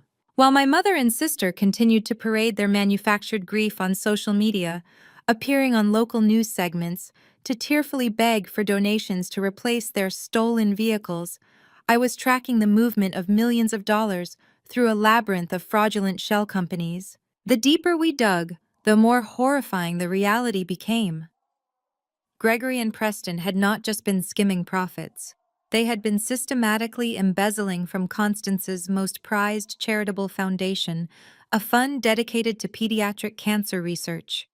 They had forged invoices, created phantom vendors, and funneled millions into offshore accounts to pay for luxury cars, designer wardrobes, and unapproved renovations to the beachfront estate. Look at this, I said one evening, pointing to a highlighted row on a spreadsheet. Liam leaned over my shoulder, his proximity a familiar comfort after weeks of intense collaboration. They authorized a $500,000 grant to a medical supply company in the Cayman Islands. I explained, tracing the data path on my monitor. But the company was incorporated 3 days before the grant was approved, and the registered agent is a law firm that specializes in asset protection for high-net-worth individuals. Liam squinted at the screen, his jaw tight. Cross-referenced the incorporation date with Gregory's property records. I pulled up a separate database and ran the query. The results were instantaneous. The Cayman Company was incorporated on the exact same day Gregory purchased the custom yacht docked at the marina. Liam let out a low whistle. It's not just embezzlement, Avery. It's blatant, arrogant money laundering. They didn't even try to hide the paper trail. They just assumed Constance would never look. They assumed she was too old to care, and that I was too weak to challenge them. I said, printing the documentation and adding it to the growing mountain of evidence stacked on the conference table. As we compiled the financial kill shot, the social pressure outside our fortified sanctuary continued to mount. The GoFundMe campaign had surpassed $80,000. My mother's tearful local news interview had gone viral, prompting an outpouring of community outrage directed entirely at me. My phone, which I checked only once a day under Liam's strict supervision, was a wasteland of hateful voicemails and toxic messages. The isolation was brutal, but I drew strength from the undeniable truth sitting in our evidence boxes. Every hateful comment was another brick in the prison cell my parents were building for themselves. Every fraudulent donation they accepted was another federal charge Liam would add to the indictment. Then on a Tuesday morning, exactly 3 weeks after the hurricane, the dynamic abruptly shifted. Constance walked into the library, her expression grim. "They are panicking," she announced, dropping a thick legal envelope onto the table. "The bank initiated foreclosure proceedings on their beachfront property yesterday due to non-payment of the mortgage. Gregory attempted to access the emergency family trust to cover the arrears. And he found it frozen," Liam stated, a satisfied smirk touching his lips. "He found it completely locked down," Constance confirmed, "and he is not taking it well. Security just notified me that Gregory and Barbara have breached the outer gate. They are currently driving up the main access road." My heart hammered against my ribs. "They are coming here." Constance nodded, her pale blue eyes locking onto mine. "They have realized that their cash flow has been severed. They are coming to demand answers, and they will use every manipulative tactic in their arsenal to get what they want." Liam stood up, closing his laptop. "Do we engage?" he asked Constance. "We engage," Constance decided, smoothing the lapels of her pristine suit. "We let them spin their lies in person. We let them trap themselves." She turned to me, her voice sharp and commanding. "Are you ready for this, Avery?" I looked at the mountain of financial evidence, the downloaded Ring doorbell footage secured on an encrypted hard drive, and the ruthless corporate attorney standing beside me. I thought about the freezing ocean water rising to my chest and the terrifying darkness of the locked porch. I was not the same woman they had abandoned in the storm. "I am ready," I said, my voice cold and steady. "Let them in." The massive oak doors of the library swung open. Two armed security guards stood aside, allowing my parents to step into the room. The transformation they had undergone since the hurricane was truly a masterclass in theatrical deception. My mother Barbara wore a wrinkled beige cardigan and slacks, a stark contrast to her usual designer wardrobe. She had purposely applied minimal makeup to look pale and exhausted. My father Gregory carried his shoulders slumped, his face unshaven, projecting the image of a man broken by grief and disaster. They stopped just inside the threshold. Barbara let out a sharp, perfectly rehearsed gasp as her eyes locked onto me. She pressed both hands to her mouth, her shoulders trembling with manufactured relief. "Avery!" she cried out, her voice thick with fake tears. She rushed forward, arms extended, playing the role of a desperate mother, reunited with her lost child. "Oh my God, Avery, you are alive! We have been out of our minds with worry." I did not move. I remained seated next to Liam, my posture rigid, my expression completely blank. When Barbara reached the table and realized I was not going to stand up and embrace her, she awkwardly dropped her hands. She settled for gripping the edge of the mahogany table, looking from me to Constance with wide, pleading eyes. "Mother," Gregory said, stepping up beside his wife. He directed his gaze entirely at Constance, recognizing immediately who held the real power in the room. He completely ignored Liam. "Thank God she is here. Thank God you found her. We thought we had lost her to the storm. The police and the Coast Guard have been completely useless. We have been searching for days." Constance remained seated at the head of the table. She took a slow, deliberate sip of her coffee. The silence stretched uncomfortable and heavy. She did not offer them a seat. She did not offer them comfort. "You have been searching for days," Constance repeated. Her tone was mild, but the underlying danger was palpable. "That is fascinating, Gregory, because I had my security team monitor the local emergency dispatch logs. I also checked with the county sheriff. There is no record of you filing a missing persons report for your daughter." Gregory did not miss a beat. He smoothly shifted his stance, placing a comforting hand on Barbara's back. "The emergency lines were completely overwhelmed, Mother. The entire county was in chaos. We drove around the mainland for hours, searching the evacuation shelters ourselves. We were paralyzed with fear." Barbara nodded frantically, producing a tissue from her pocket to dab at her dry eyes. "It was the most horrific night of our lives. We thought she was dead, and then when we finally got cell service, people started sending us terrible messages based on a misunderstanding. It has been a nightmare." "A misunderstanding," I said. My voice was calm and steady, betraying none of the adrenaline surging through my veins. "Is that what you call telling the entire world I stole your car and left you to die?" Barbara turned to me, her face twisting into a mask of maternal pity. "Avery, sweetheart, you have to understand our perspective. You were so hysterical that day. You were not in your right mind." I looked at Liam.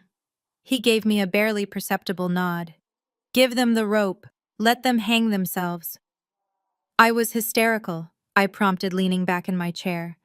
"Please, Mom, tell Constance exactly what happened. Tell her why I was outside." Barbara seized the opportunity, turning back to Constance to deliver her carefully constructed narrative. She clasped her hands together, playing the role of the patient, long-suffering parent. "Mother, you know how Avery can get." Barbara began, her voice dripping with condescension. "She has always struggled to manage her emotions. She arrived at the house already angry and combative. We were simply trying to organize a safe evacuation plan for the whole family. Brittany was trying to pack and Avery just snapped. She started screaming at us completely unprovoked. Gregory stepped in to reinforce the lie. We tried to calm her down, but she became completely irrational. She demanded we hand over our cash. When we told her to calm down, she grabbed her keys and stormed out the front doors. We tried to stop her, but she was moving too fast. And the storm shutters. Constance asked, her voice dangerously quiet. How did they close while she was on the porch? Barbara let out a tragic sigh, shaking her head. It was a mechanical malfunction. The storm surge must have shorted the electrical grid early. The shutters just dropped on their own. We tried to open them. Gregory pounded on the control panel, but the system was completely dead. By the time we managed to pry the side door open, Avery had already run away into the storm. We thought she had driven off. She took her truck and abandoned us, Gregory added, his voice hardening slightly. We were trapped inside with the water rising. We had to break into the second floor to survive. We only started that online fundraiser because her selfish actions left us completely destitute. We needed to repair the house to give her a safe place to return to. I stared at them, marveling at the sheer audacity of the lie. They had rehearsed this. They had synchronized their stories, matching their fabricated timeline to the power outages. They honestly believed they had outsmarted us. They believed there was no evidence to contradict their narrative, and they were banking entirely on Constance viewing me as an unreliable emotional mess. You needed the fundraiser money to give me a safe place to return to, I repeated, making sure my tone was loud enough for Liam to catch on his recording device. So the $50,000 you demanded in your voicemail was for my benefit? Gregory's jaw tightened. He realized he had overstepped, but his arrogance pushed him forward. We have significant expenses, Avery. The storm ruined everything on the ground floor. Which brings me to another point, Mother. He turned back to Constance, shifting his focus to his primary objective. The real reason they had braved a visit to the inland estate was not to find me. It was to secure their cash flow. Mother, we encountered a strange error at the bank yesterday, Gregory said, trying to sound casual, though the desperation was clearly bleeding through his facade. We attempted to access the emergency family trust to pay the disaster cleanup crews. The bank manager informed me the accounts are temporarily frozen. There must be some mistake with the routing numbers. Constance picked up her coffee cup and took another slow sip. She let the silence stretch for a long, agonizing moment. She looked at Gregory, then at Barbara, examining them as if they were specimens under a microscope. There is no mistake with the routing numbers, Gregory, Constance said. Her voice was no longer mild. It was pure, sharpened steel. I froze the accounts. Gregory's face fell. The carefully constructed mask of the grieving father completely evaporated, replaced by genuine panic. You froze the accounts. Why? We are in the middle of a disaster recovery. Our home is destroyed. We need those funds immediately. You will not see another dime of my money, Constance stated, placing her cup back onto the saucer with a sharp clink. Not today, not tomorrow, not ever. Barbara took a step forward, dropping the tearful mother act entirely. Constance, you cannot be serious. We are your family, your daughter and son-in-law. We nearly died in that storm. You cannot punish us because Avery is spinning some hysterical lie to cover up her own terrible behavior. Avery has not spun a single lie, Constance replied, her gaze boring into Barbara. Avery has not needed to say much at all. Your actions over the past 3 days have spoken volumes. You created a fraudulent public campaign to extort money from our community. You defamed my granddaughter. And now you stand in my library and attempt to insult my intelligence with a pathetic story about a mechanical malfunction. It is the truth, Gregory shouted, slamming his hand against the mahogany table.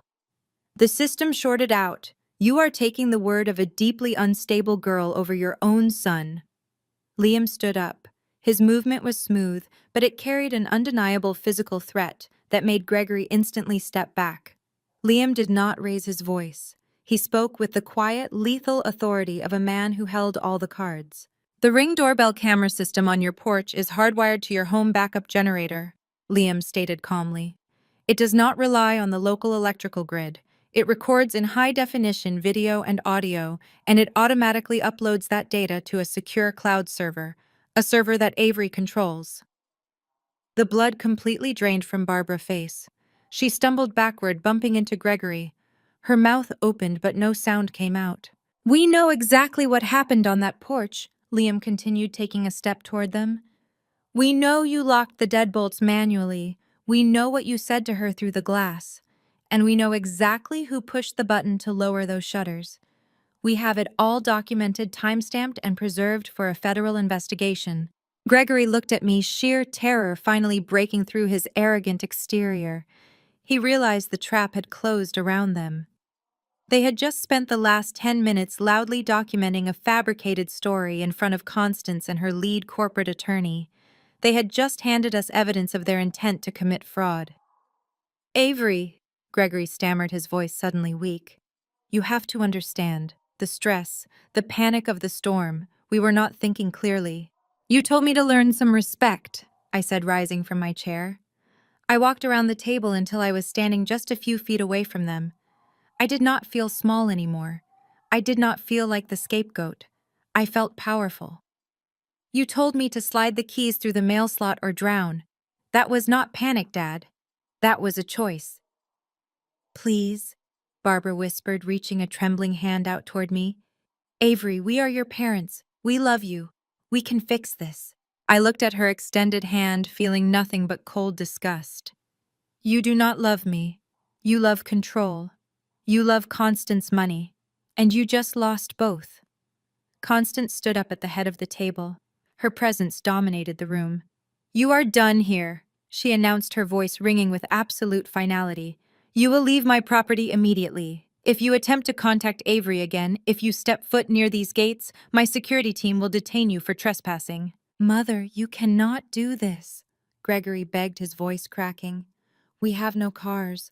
The house is unlivable. We have no access to cash. What are we supposed to do? I suggest you learn to survive, Constance said coldly.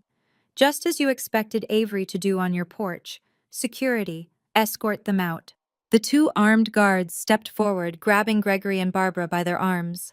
My parents did not fight back. They were completely broken, paralyzed by the realization that their safety net was gone.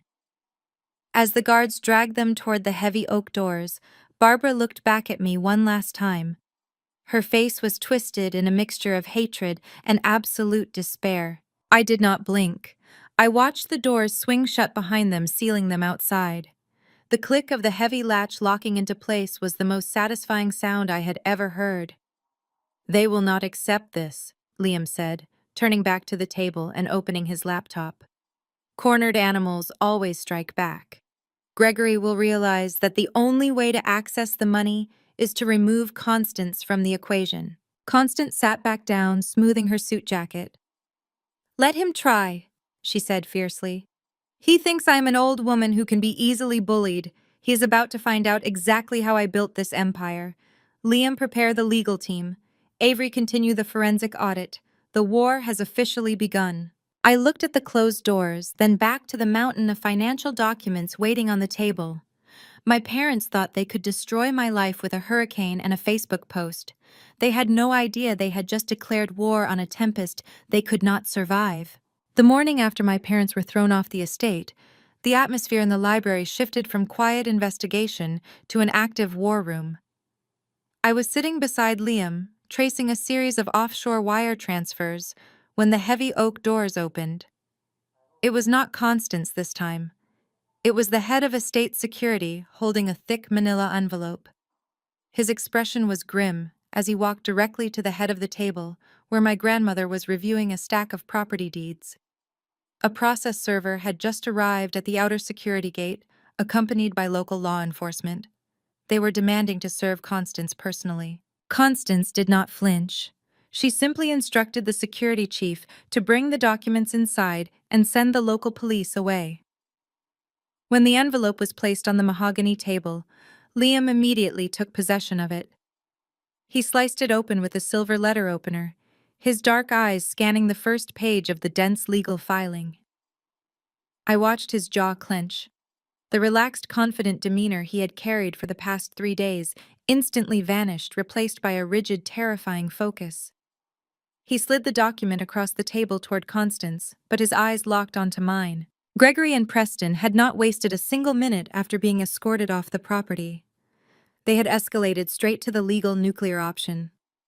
It was an emergency ex parte petition for a temporary conservatorship filed in the county probate court at 8 o'clock that morning. Liam began to read the allegations aloud, his voice steady but laced with absolute disgust. According to the sworn affidavit submitted by my father and my golden child brother Constance, was suffering from rapid onset dementia. They claimed her mental faculties had severely deteriorated over the past 6 months, rendering her entirely incapable of managing her own finances or making rational decisions. But they did not stop at attacking her cognitive health. They needed a villain to explain why she had frozen their access to the family trust, and they had chosen me. The petition accused me of gross elder abuse. Gregory and Preston claimed under penalty of perjury that I had maliciously manipulated a vulnerable senior citizen. They stated that after abandoning my family during a devastating hurricane, I had fled to my grandmother's estate to isolate her from her loving children. Their narrative painted me as a financially desperate, unstable predator who had brainwashed an 82-year-old woman into cutting off her rightful heirs. They told the court I was attempting to hijack a $2 billion empire to fund my own selfish lifestyle. I felt the blood drain from my face. The sheer magnitude of their lie was breathtaking. They were weaponizing the legal system to strip away my grandmother's autonomy and destroy my reputation in a single calculated strike. They had hired an unethical concierge doctor who had never even met Constance to sign a sworn medical declaration supporting their fabricated claims. The doctor cited erratic behavior, sudden paranoia, and an irrational hostility toward her devoted son and grandson as definitive proof of cognitive collapse. But the worst part was the final page of the document. Liam tapped the judge's signature at the bottom of the order. Because Gregory and Preston had filed the petition as an emergency ex parte motion, claiming Constance was in immediate danger of financial ruin at my hands, the judge had granted a temporary order without holding a hearing. The court had officially frozen all of Constance's primary operating accounts, her personal trusts, and her liquid asset portfolios. The judge had appointed Gregory as the temporary conservator of the estate, granting him total legal authority over Constance's money until a formal hearing could be held in 10 days. They had effectively cut off her financial oxygen. My father and brother had used the court system to achieve exactly what they had tried to do to me during the hurricane. They had locked us out. With the stroke of a judge's pen, Constance was legally barred from accessing her own immense wealth. Gregory now held the keys to the castle, and he had done it under the guise of being a protective, loving son, saving his mother from a predatory granddaughter. Panic, cold and sharp, flared in my chest. I looked at Constance. This woman had spent her entire life building an untouchable empire, and my presence had just provided my father with the ammunition he needed to temporarily strip it all away. I expected her to be furious with me. I expected her to demand I leave the property to save her reputation. I braced myself for the rejection I had been conditioned to expect my entire life. Instead, Constance picked up the petition and read it herself. She did not tremble. She did not display an ounce of fear. She read the vicious lies crafted by her own son and grandson with the detached fascination of a general studying an enemy battle plan. Preston was the real surprise in this legal maneuver. My brother had always been the quiet beneficiary of my parents' favoritism. While Brittany demanded the spotlight, Preston simply existed in a state of absolute entitlement, his Ivy League education and luxury condo fully funded by the money Gregory was siphoning from the family trusts. Preston had never lifted a finger to build anything of his own, preferring to wait patiently for his massive inheritance. Now, seeing that inheritance threatened, he had willingly signed his name to a fraudulent court document, cementing his role in this conspiracy. He was just as ruthless as my father, but infinitely more cowardly, hiding behind the guise of a concerned grandson. I felt a wave of nausea wash over me. I looked at the files scattered across the table. They froze everything I said, my voice barely above a whisper. Your accounts, the trusts. They have legal control. Liam closed the file folder, his dark eyes meeting mine. It is a temporary freeze, Avery. It is a standard protective measure granted in ex parte hearings when elder financial abuse is alleged. The judge erred on the side of caution based on the fraudulent medical affidavit. But a temporary order is not a permanent ruling. But they have the power right now. I argued the injustice of it, making my hands shake. They can access your money, Constance. They can pay their emergency contractors for the beach house. They can fund their criminal defense. They used me to trap you. Constance finally looked up from the document. She placed it gently on the table and folded her hands. The temperature in the library seemed to drop 10 degrees. They have not trapped me, Avery, Constance said, her voice smooth and terrifyingly calm. They have simply handed me the rope I need to hang them. Gregory and Preston just committed perjury in a federal court filing. They just submitted a fraudulent medical evaluation to a sitting judge. They have escalated from simple embezzlement to a massive coordinated conspiracy to defraud a multi-billion-dollar estate. I stared at her, trying to comprehend her absolute lack of fear. But your money is frozen. The judge gave Gregory control of the assets. Liam let out a sharp, genuine laugh. It was a harsh sound that cut through the tension in the room. Avery, do you really think a woman who built a $2 billion global enterprise from scratch keeps all her operating capital in accounts her son knows about? Constance smiled, a predatory gleam in her pale blue eyes. Gregory froze the accounts he was aware of. He froze the visible trusts. He froze the domestic portfolios. He has temporarily inconvenienced my accountants. He has not touched my war chest. Liam leaned forward, resting his forearms on the heavy mahogany table. The probate judge scheduled the formal hearing for 10 days from today. In 10 days, Gregory and Preston will walk into that courtroom expecting an easy victory. They expect us to be scrambling, fighting defensively to prove Constance is competent. They expect you to be cowed into submission by the threat of criminal elder abuse charges. They want me to disappear, I stated, the realization solidifying in my mind. They filed this petition to scare me away. They think if they threaten me with a criminal investigation, I will run back to my apartment and stay quiet. Exactly, Liam confirmed. It is an intimidation tactic dressed up as a legal proceeding, but it is a massive, fatal overreach. By filing this petition, Gregory has opened the door to full legal discovery. He has invited the court to examine the financial history of this estate to determine if abuse has occurred. Liam pointed a finger at the mountain of spreadsheets and bank records we had been analyzing for the past 3 weeks. He just gave us the legal mandate we need to present every single piece of evidence we have gathered.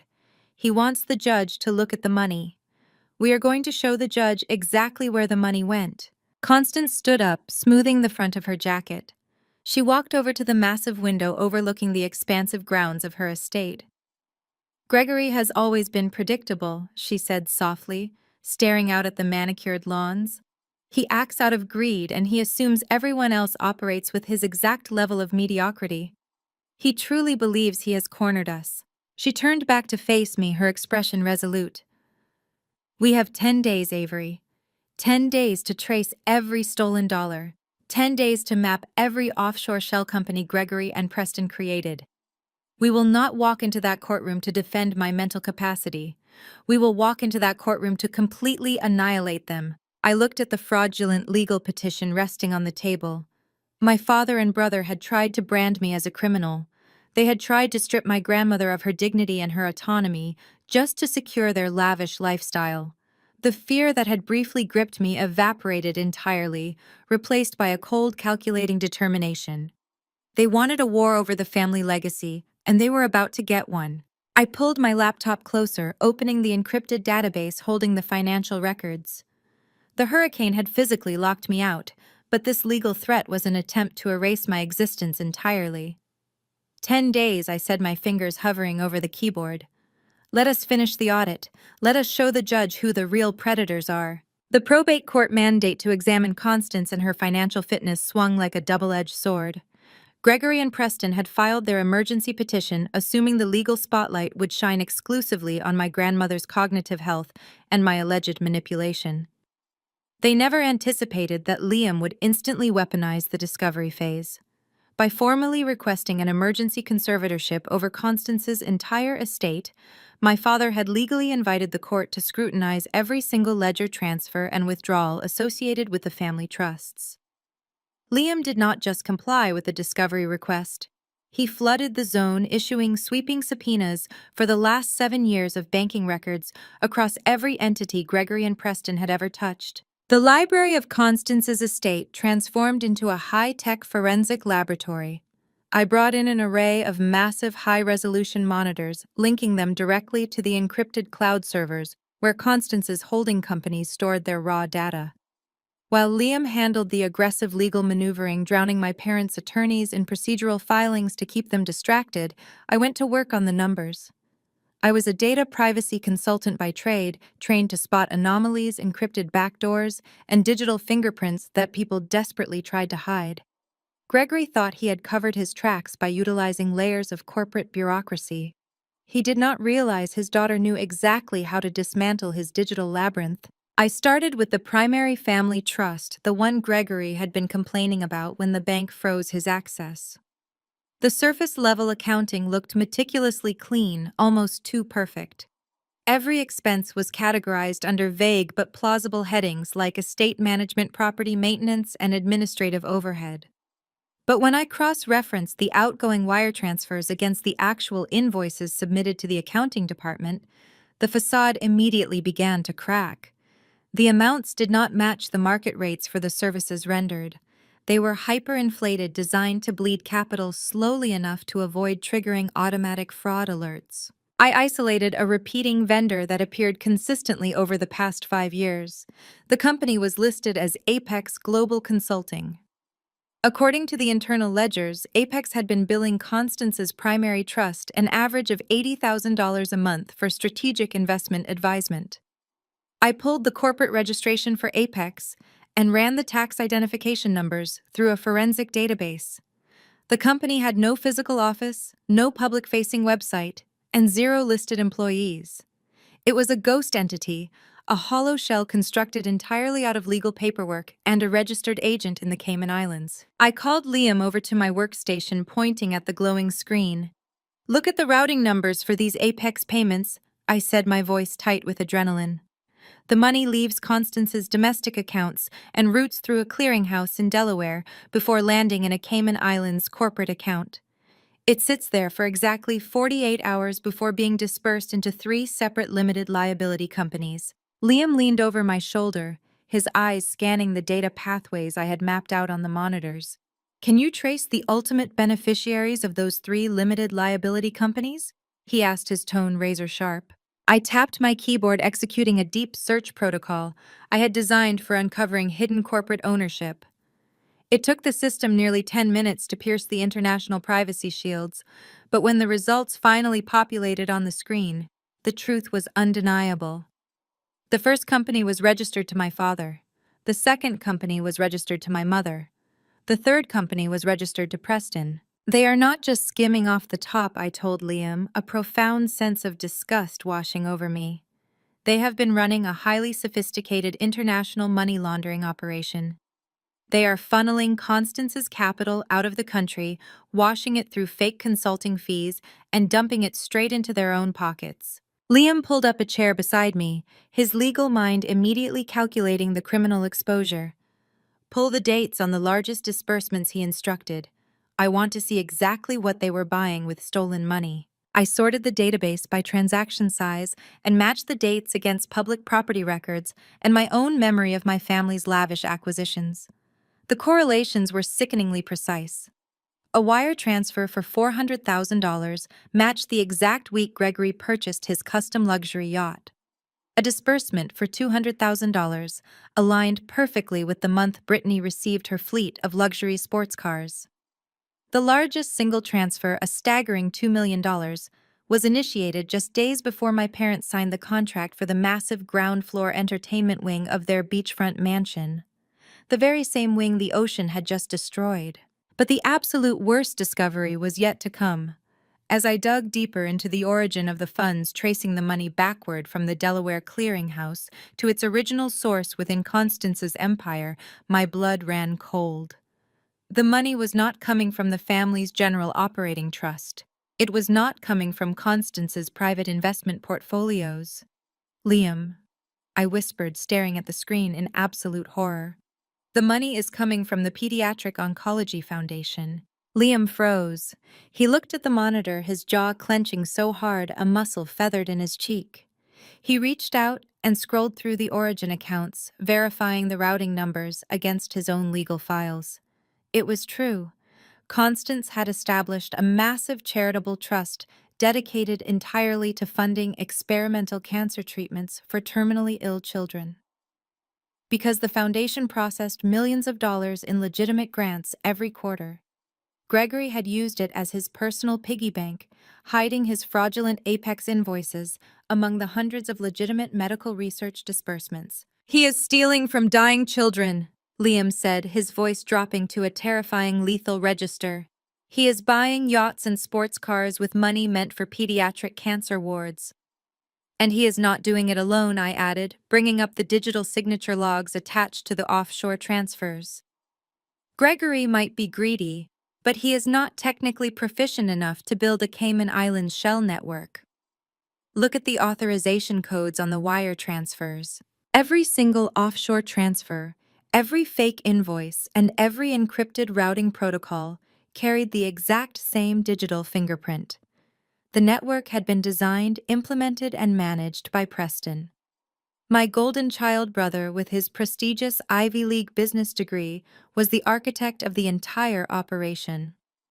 While Gregory played the wealthy patriarch at the country club, Preston was sitting in his luxury condo, actively laundering stolen charity funds through international tax havens.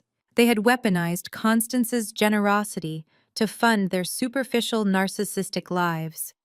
They had bought their designer clothes, their beachfront renovations, and their perfect family image with blood money.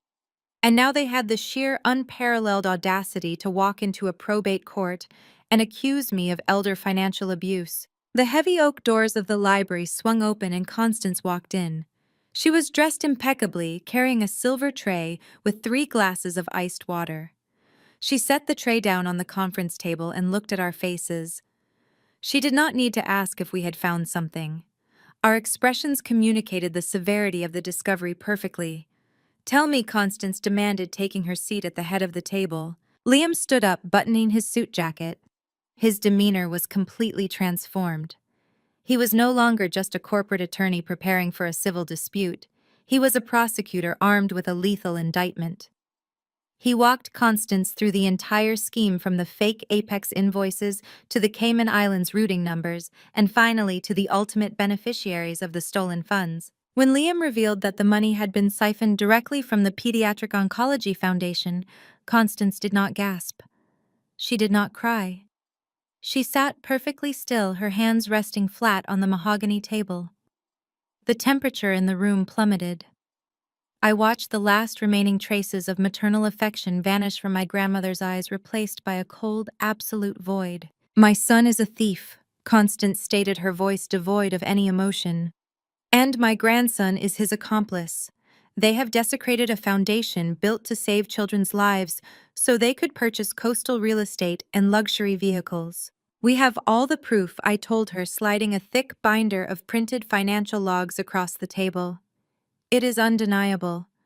The digital footprints lead directly to their personal accounts. We have the exact dates, the exact amounts, and the exact IP addresses Preston used to authorize the transfers. The total amount embezzled over the past 5 years is just over $12 million. Constance placed her hand flat on top of the binder. She did not open it. She simply stared at the cover, absorbing the magnitude of the betrayal. "They filed a petition to declare me mentally incompetent," she said softly. "They wanted to lock me in a facility and take total control of the estate before I ever thought to look at the foundation's ledgers. They thought this conservatorship would be their final, ultimate victory." Liam leaned forward, his eyes locking onto Constance. "The probate hearing is in exactly 4 days. Gregory and Preston will walk into that courtroom expecting us to play defense. They expect us to argue about medical evaluations and family dynamics. We will not argue," Constance commanded, rising from her chair. Her presence was terrifyingly magnificent. "We will let them present their fraudulent medical experts. We will let them swear under oath that they are simply concerned, loving relatives trying to protect their vulnerable matriarch. We will let them dig their graves as deep as they possibly can." And then Constance looked at me, a fierce, proud fire burning in her pale blue eyes. "Then, Avery, you will take the stand. You will present the video of their cruelty on the porch. And when the judge is suitably horrified by their absolute lack of humanity, Liam will present this binder. We will not just defeat their petition. We will hand the federal authorities everything they need to bury my son and grandson in a federal penitentiary for the rest of their natural lives. I looked at the mountain of evidence we had compiled. The fear and isolation I had felt during the hurricane felt like a lifetime ago. My family had tried to destroy me to protect their perfect, wealthy facade.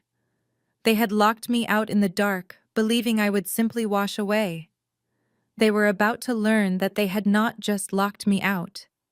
They had locked themselves in a cage of their own making, and I was holding the key. The courtroom trap was set, and it was going to be an absolute bloodbath. The heavy mahogany doors of the county probate court loomed at the end of the long marble corridor. Today was the 10th day. The day my father Gregory and my brother Preston believed they would legally cement their control over Constance and her $2 billion empire. I walked down the hall, flanked by Liam and Constance. We moved as a single, impenetrable unit. Constance wore a sharply tailored navy blue suit, her posture impeccable, exuding the terrifying calm of a corporate titan preparing for a hostile takeover. Liam carried nothing but a single sleek black leather briefcase. It contained the financial annihilation of my entire family. As we approached the courtroom entrance, the doors swung open and my family spilled out into the hallway. The visual contrast was staggering. Gregory, Barbara, and Preston had completely abandoned their usual displays of aggressive wealth. Gone were the designer watches, the custom-tailored Italian suits, and the conspicuous diamond jewelry. Gregory wore a slightly oversized, off-the-rack gray suit that made his shoulders look slumped and defeated. Barbara wore a modest beige cardigan buttoned to the collar, her face scrubbed entirely clean of makeup to emphasize the dark manufactured circles under her eyes. Preston had styled his hair to look unkempt and frantic. They were putting on a masterclass in theatrical deception. They were playing the roles of exhausted, heartbroken children desperately trying to save their beloved matriarch from ruin. Gregory stopped in the center of the hallway when he saw us. He immediately clasped his hands together in a gesture of profound distress. He looked at Constance with wide, pleading eyes, ignoring me entirely. He was already performing for the bailiffs and the court clerks walking past. Constance did not break her stride. She walked straight past him without a single glance, forcing Gregory to step awkwardly out of her path. Liam and I followed her through the heavy wooden doors and took our seats at the respondent table. The courtroom was vast, lined with dark wood and echoing with the quiet rustle of legal papers. Judge Evelyn Harrison presided over the proceedings. She was a no-nonsense jurist with a reputation for sniffing out familial greed in probate disputes. Gregory and his high-priced legal team sat at the petitioner table. His lead attorney, a slick man named Vance, stood up to deliver the opening statement. Vance painted a tragic, devastating picture. He spoke in hushed, sorrowful tones about a family torn apart by a sudden, severe cognitive decline. He described Constance not as a brilliant business leader, but as a confused, paranoid elderly woman who had lost her grip on reality. Then Vance turned his attention to me. He pointed a finger in my direction and labeled me an opportunistic predator. He told the judge that I had been estranged from the family for a decade, a troubled young woman with a history of erratic behavior. He claimed that when the hurricane struck, I saw a golden opportunity. According to Vance, I abandoned my loving parents during the storm, stole their only means of escape, and fled to my grandmother's estate to isolate her. He claimed I was actively brainwashing a dementia patient to seize control of a multi-billion-dollar fortune. I sat perfectly still, my hands folded on the table. The sheer magnitude of their lie was breathtaking. They were weaponizing the legal system to strip away my grandmother's autonomy, and they were doing it under the guise of deep, selfless love. I looked at Liam. He was taking slow, deliberate notes on a yellow legal pad, his expression completely blank. He wanted them to feel safe. He wanted them to believe their narrative was working. Judge Harrison called Gregory to the stand first. My father walked slowly to the witness box, his head bowed. When he swore to tell the truth, his voice trembled. It was a spectacular performance. Gregory spent the next 45 minutes weaving a tapestry of pure, unadulterated gaslighting. He testified that Constance had started forgetting names and misplacing important financial documents 6 months ago. He claimed she had developed terrifying bouts of paranoia, suddenly accusing him of stealing, without any basis in reality. Then Gregory turned his focus to the hurricane. He looked directly at the judge and let a single perfect tear slide down his cheek. He testified under oath that I had arrived at their beach house in a hysterical rage. He swore that I demanded cash, and when they tried to calm me down, I stole their heavy-duty truck and left them trapped in a flooded house. He told the court that he had tried to call Constance for help, only to find that I had already intercepted her and poisoned her mind against him. He claimed I was blocking his calls and holding his mother hostage out of pure spite. It breaks my heart. Gregory sobbed, gripping the edges of the witness stand. I just want my mother back. She is not in her right mind, Your Honor. She needs protection from that girl. She needs her family to manage her care before it is too late. I watched him commit felony perjury without a single ounce of hesitation. He was so incredibly confident in his lie because he truly believed he was the smartest person in the room. He believed that tears and a cheap suit would blind the judge to the reality of his greed. He stepped down from the stand looking emotionally exhausted but triumphant. Barbara reached out and squeezed his hand as he returned to the petitioner table. Next, Vance called their star witness to the stand, Dr. Eris Thorne. Dr. Thorne was a highly credentialed concierge physician who catered exclusively to the ultra-wealthy. He wore a sharp suit and carried himself with an air of absolute medical authority. He had been paid an exorbitant consulting fee by Gregory to evaluate Constance. The only problem was that Dr. Thorne had never actually spoken to my grandmother. He had never conducted a neurological exam. He had never drawn blood or reviewed her current medical charts.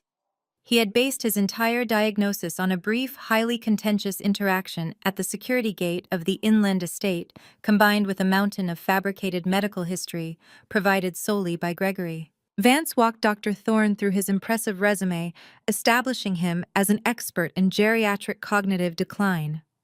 Then he asked Dr. Thorne to share his professional assessment of Constance's mental fitness. Dr. Thorne leaned into the microphone, his tone clinical and devastatingly persuasive. Based on the comprehensive behavioral history provided by her primary caretakers and my own observational assessment, it is my professional medical opinion that the conservatee is suffering from advanced rapid-onset vascular dementia. The symptoms described by her son represent classic cognitive collapse. The sudden irrational hostility toward trusted family members, the paranoia regarding her finances, and her susceptibility to isolation by an estranged relative are textbook indicators of severe mental deterioration. Vance paced in front of the witness stand, nodding gravely. Doctor, in your expert opinion, is Constance capable of managing her own legal and financial affairs? Absolutely not, Dr. Thorne stated firmly. Leaving a woman in this advanced state of decline in control of a massive financial empire is incredibly dangerous. She lacks the executive function required to make rational decisions. Furthermore, she is highly vulnerable to undue influence. The fact that she has completely isolated herself with a granddaughter who has a documented history of erratic behavior is a massive red flag.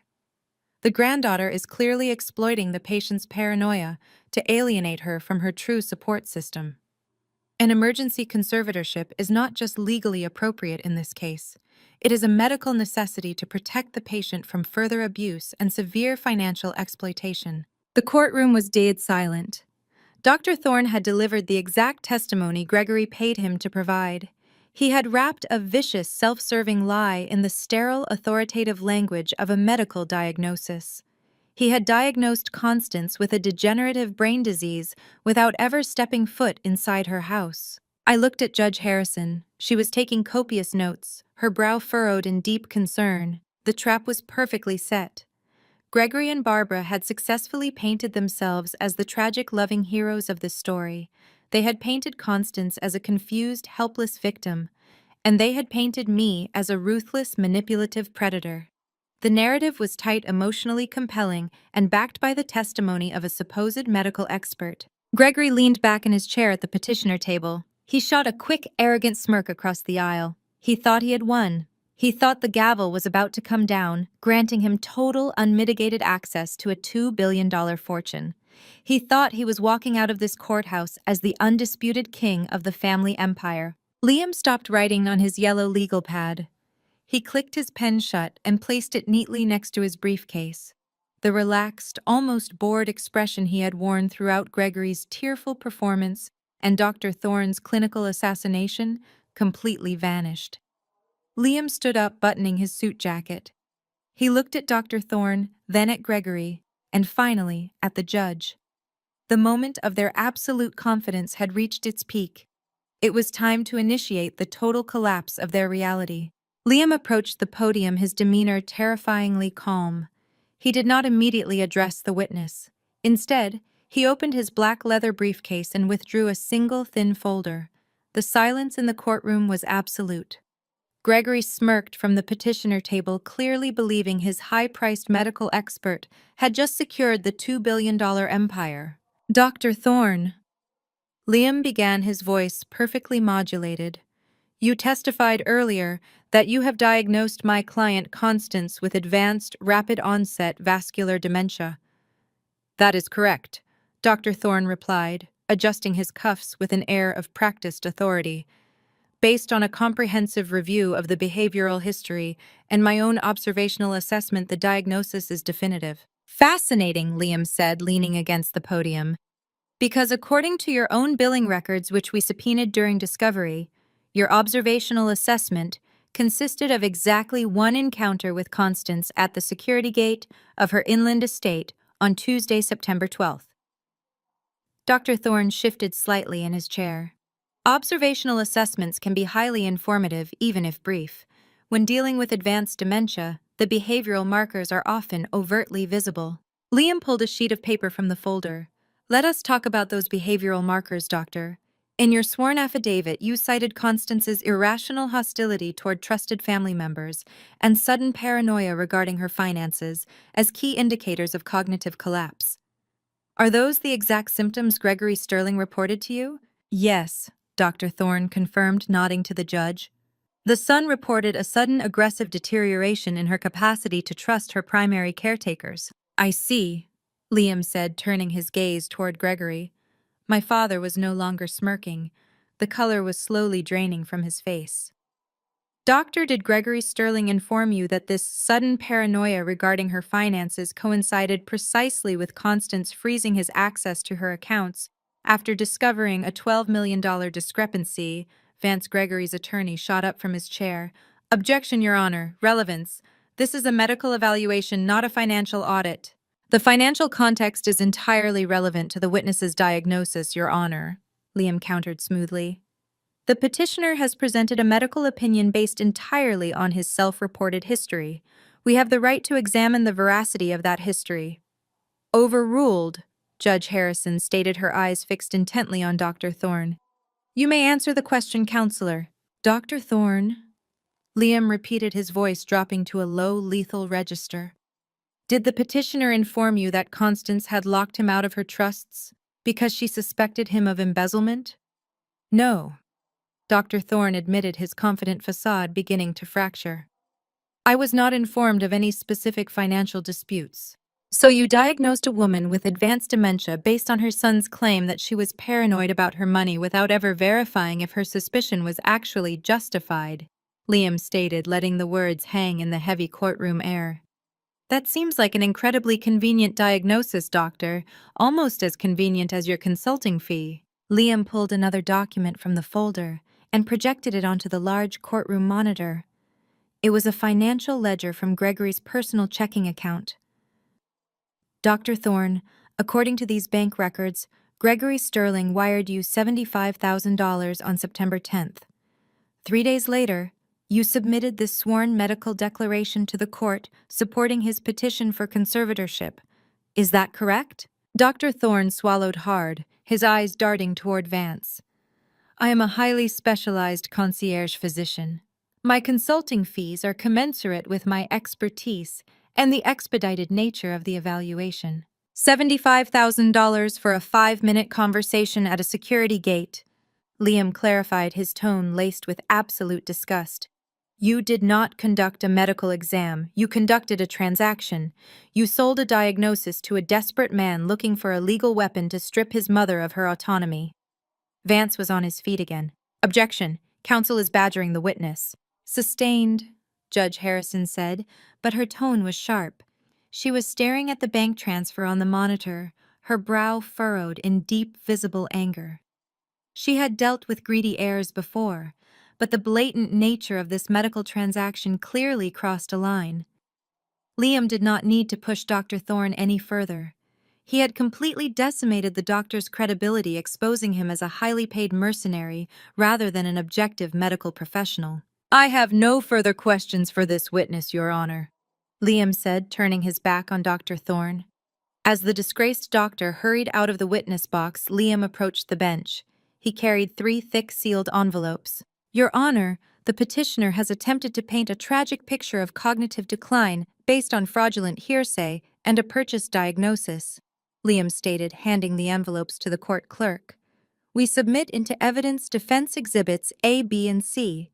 These are comprehensive independent psychological and neurological evaluations conducted over the past 5 days. Gregory leaned forward at the petitioner table, panic finally breaking through his carefully constructed mask of the concerned son. Barbara gripped his arm, her knuckles white. Preston stared at the floor, looking physically ill.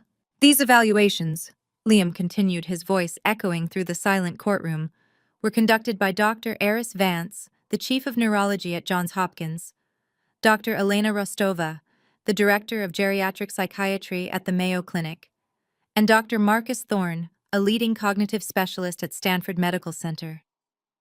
3 of the most respected, unassailable medical minds in the country.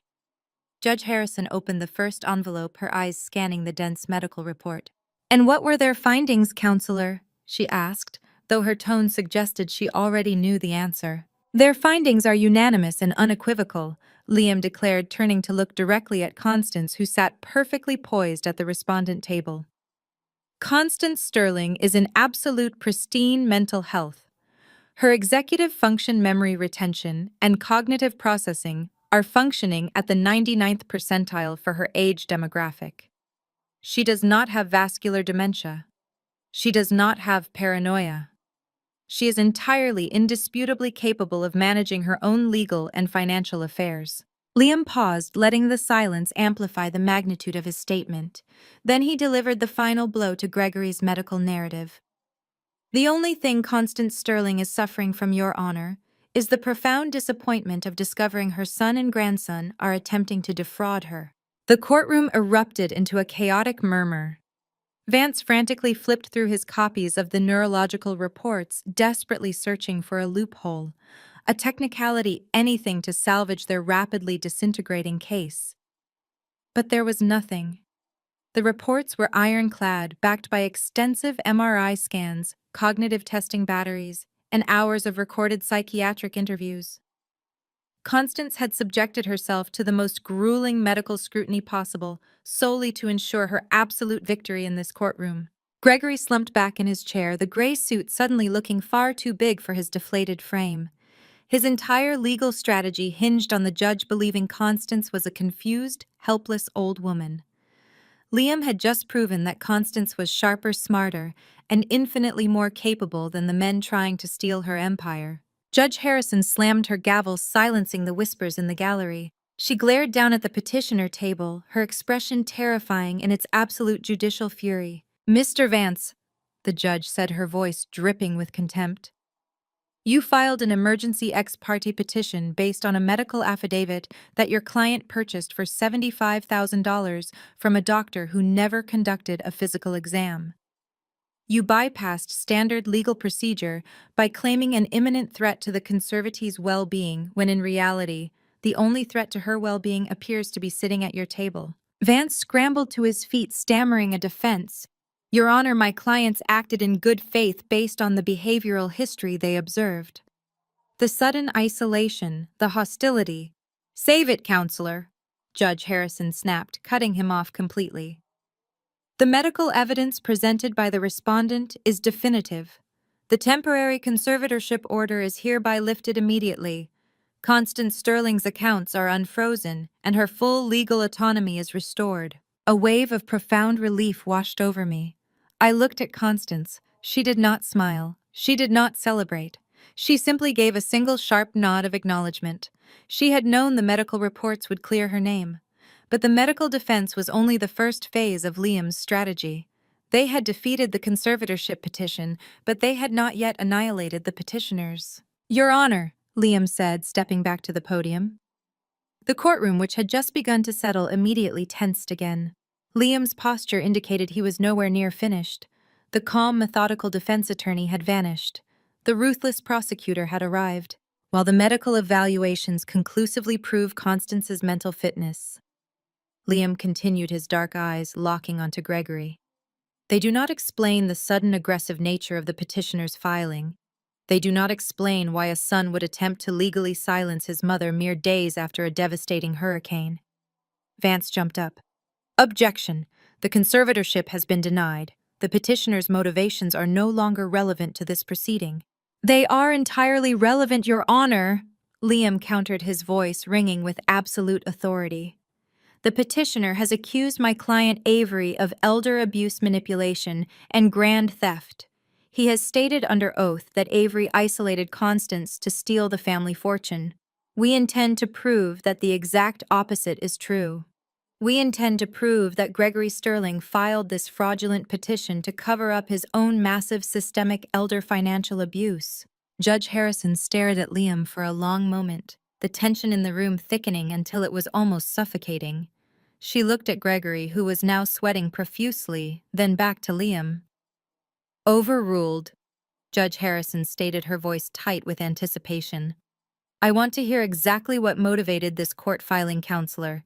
Call your next witness. Liam turned toward the respondent table, his eyes meeting mine. The fear I had carried onto that flooded porch was completely gone. I was ready. The defense calls Avery to the stand. I stood up from the heavy oak chair at the respondent table, smoothing the front of my dark blazer. My legs were perfectly steady. Walking past the petitioner table, I could feel the heat of my father's glare burning into the side of my face, but I did not turn my head. I climbed the 3 wooden steps to the witness box, placed my hand on the Bible, and swore to tell the whole truth. Liam stood at the podium. He did not look at his notes. He looked at me with the focused intensity of a tactician ready to deploy his greatest weapon. Avery, Liam began, his voice carrying clearly across the silent room. Your father testified under oath that on the afternoon of September 8th, you arrived at his beachfront estate in a state of violent hysteria. He claimed you demanded cash, stole their only evacuation vehicle, and abandoned your family to die in a Category 4 hurricane. Is this testimony accurate? I looked directly at Judge Harrison. No, Your Honor. It is a complete fabrication. Liam took a few steps toward the jury box area, though there was no jury present today, controlling the physical space of the room. Let us establish the reality of that afternoon. Why did you drive into a mandatory evacuation zone? I went to help them secure the property, I stated calmly. I spent 3 hours hauling patio furniture, taping glass, and preparing the exterior for the storm surge. When I went inside, my sister Brittany demanded I hand over the keys to my heavy-duty vehicle so she could pack her designer handbag collection. And when you refused to surrender your vehicle for her luxury accessories, what happened? Liam asked. My father screamed at me for bullying my sister, I replied, my voice completely devoid of emotion. He ordered me to surrender the keys or leave the property immediately. I chose to leave. I walked out the front doors onto the porch to return to my vehicle. Liam stopped pacing. He turned to face Gregory and Barbara, who were whispering frantically to their attorney, Vance. And did you drive away Avery? I did not, I said. Because the moment I stepped onto the porch, my parents locked the deadbolts behind me. Vance jumped to his feet, slamming his hand on the table. Objection. This is an outrageous and unsubstantiated narrative designed to smear my clients. The petitioner has already testified that the storm shutters suffered a mechanical malfunction due to the power grid failure. Liam did not even look at Vance. Your Honor, we have physical evidence that not only substantiates my client's testimony, but conclusively proves the petitioner committed felony perjury in this very courtroom today. Judge Harrison leaned forward, her eyes narrowing. She looked at Vance, gesturing for him to sit down. I will allow it, Counselor. Present your evidence. Liam signaled the court clerk. Your Honor, Defense Exhibit D is a pristine high-definition video and audio recording captured by the Ring Doorbell Pro system installed at the petitioner's residence. As a data privacy consultant, my client personally installed this system 2 years ago and maintains sole administrative access to its cloud servers. This footage was recorded entirely independently of the local power grid as the camera was hardwired to the estate's backup generator. Gregory went entirely rigid. The color instantly vanished from his face, leaving him looking like a sick, gray ghost. Beside him, Barbara clutched her purse so tightly her knuckles turned stark white. They had completely forgotten about the camera. Or worse, they had assumed that because they could not remember their own passwords, the digital record was somehow erased by the storm. Play the video. Judge Harrison commanded, her voice dropping to a dangerous register. The large flat-screen monitor mounted on the courtroom wall flickered to life. The audio kicked in first, echoing through the sterile judicial chamber. The sound was horrifying. It was the deafening, violent shriek of a Category 4 hurricane tearing apart the coastline. The wind howled through the courtroom speakers, bringing the terrifying reality of the storm right to the judge's bench. The video showed me standing on the expansive mahogany porch, my yellow raincoat battered by the wind. The camera angle perfectly captured the front doors and the glass panels surrounding them. Then the audio picked up the unmistakable heavy mechanical thud of the interior deadbolts slamming shut. The entire courtroom watched as the digital version of me turned around, utter shock registering on my face. I watched myself pound my fists against the reinforced glass. Liam let the video play without interruption. He wanted the judge to hear exactly what was said next. Through the internal microphone of the smart home system, my father's voice boomed clearly over the courtroom speakers. You want to act like a defiant brat? You can stay out there until you learn your place. Slide the keys through the mail slot, or you ride out the storm on the deck. A collective audible gasp rippled through the gallery. Judge Harrison sat frozen, her eyes locked on the monitor. On the screen, my mother stepped into the frame. Barbara stood in the warm, safe light of the foyer. Her pristine cashmere sweater and perfectly styled hair stood in stark contrast to the violent, freezing chaos just inches away on the other side of the glass. The camera captured her expression perfectly. It was not panic. It was not fear. It was a cold, triumphant sneer of absolute control. The courtroom watched in dead silence as Barbara leaned close to the glass. The microphone picked up her voice with crystal-clear precision. Learn some respect. Immediately after she spoke those words, she raised her hand and pressed her finger against the smart home control panel mounted on the wall. The heavy mechanical groan of the industrial storm shutters vibrated through the audio feed. The camera captured the thick metal curtain beginning its descent from the porch ceiling. The video showed me falling to my knees, screaming in pure terror as the gap between the metal and the floor rapidly closed. It showed my mother turning her back and walking away, leaving her daughter to be crushed or drowned by the Atlantic Ocean. The video ended with the sickening final thud of the steel shutters hitting the concrete deck, plunging the screen into total blackness. Liam tapped a button on his remote, pausing the screen on the pitch-black final frame. He let the absolute silence of the courtroom stretch for 10 agonizing seconds. No one moved. No one spoke. The sheer, terrifying reality of what my parents had done hung in the air like a physical weight. I looked at the petitioner table. Gregory was staring blindly at his hands, his chest heaving with panicked, shallow breaths. Barbara had buried her face in her hands, attempting to hide from the devastating exposure of her own cruelty. Preston looked like he was about to physically vomit. Vance stood up. His movements were slow, robotic, and entirely devoid of the slick confidence he had carried just 30 minutes prior. He looked at the black monitor, then at the judge. Your Honor, Vance stammered, his voice cracking.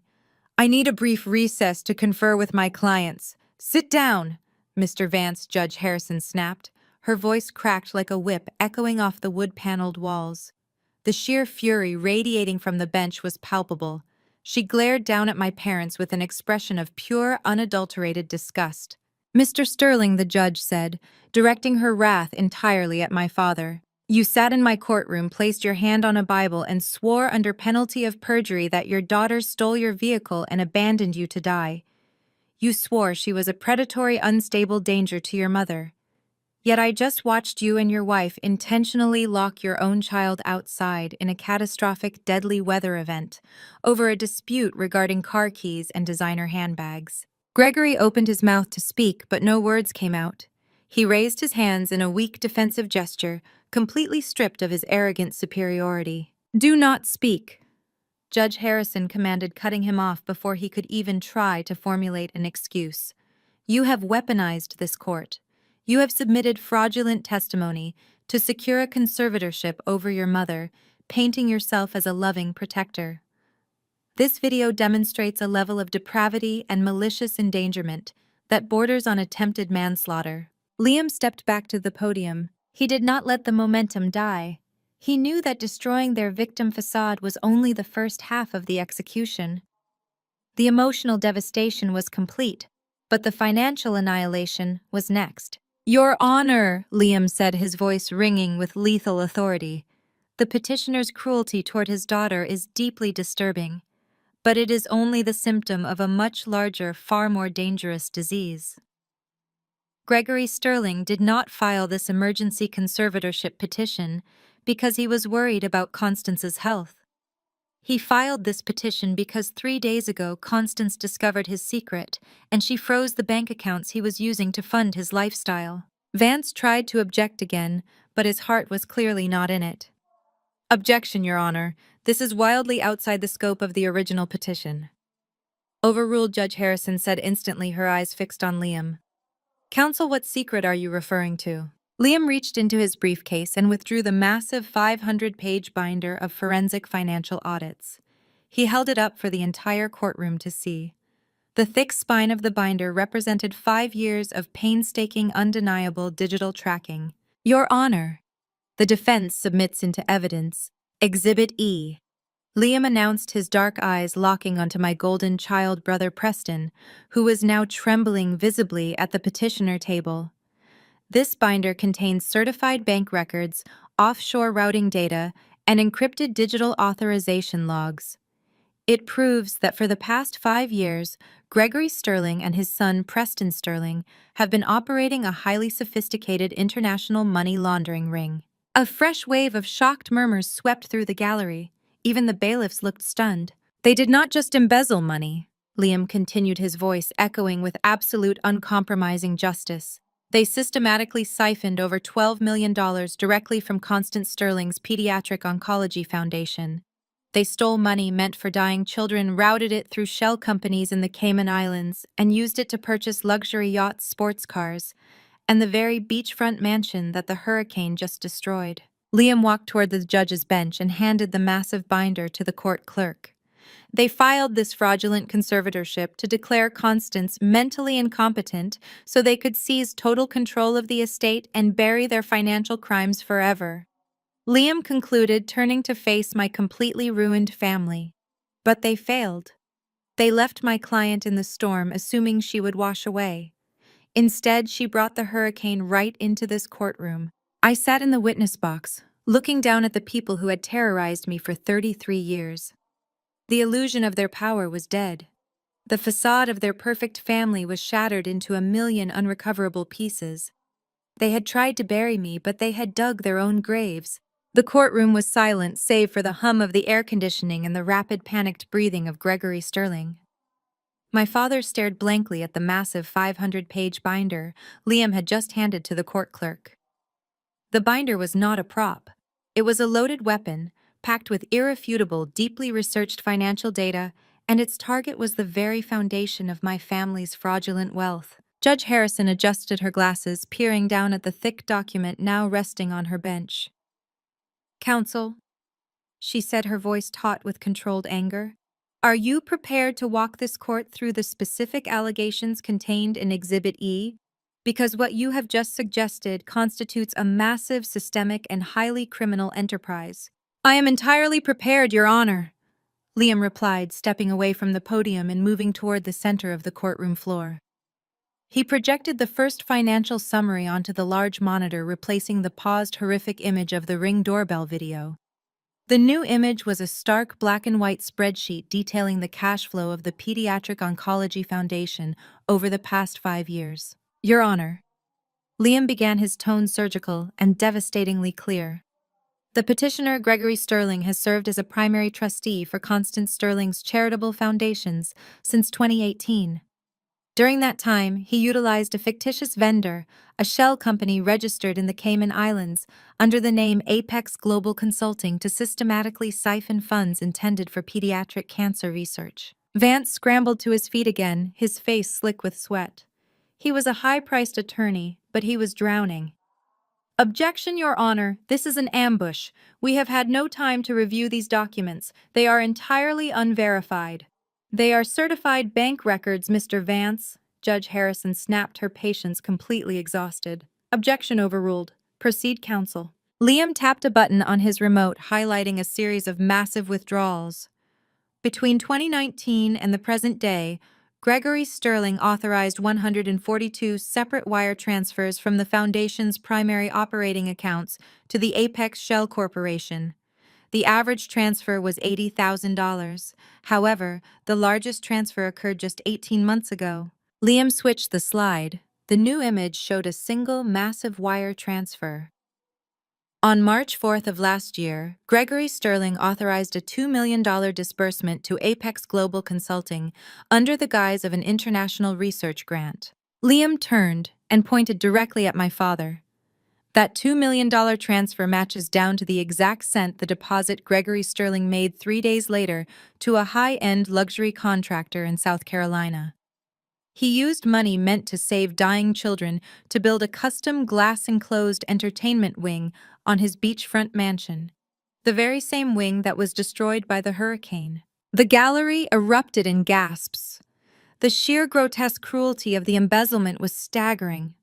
My mother Barbara shrank in her chair, pressing a hand to her mouth. She had known about the money, of course. She had worn the designer clothes and driven the luxury cars it bought. But hearing the origin of the funds stated so plainly in a court of law was entirely different. And he did not orchestrate this complex international money laundering operation alone. Liam continued, his voice echoing like a judge reading a final sentence. He turned his gaze toward Preston. My golden child brother had always managed to stay out of the direct line of fire, letting our parents fight the battles while he reaped the rewards. Not today. Today, Preston was entirely exposed. Your Honor, if you turn to Section 4 of the binder, Liam instructed, you will find the digital authorization logs for every offshore transfer associated with the Apex Shell Company. Every single wire transfer requires a dual authorization protocol involving encrypted digital signatures. Liam pulled up a new slide showing a complex string of IP addresses and digital signatures.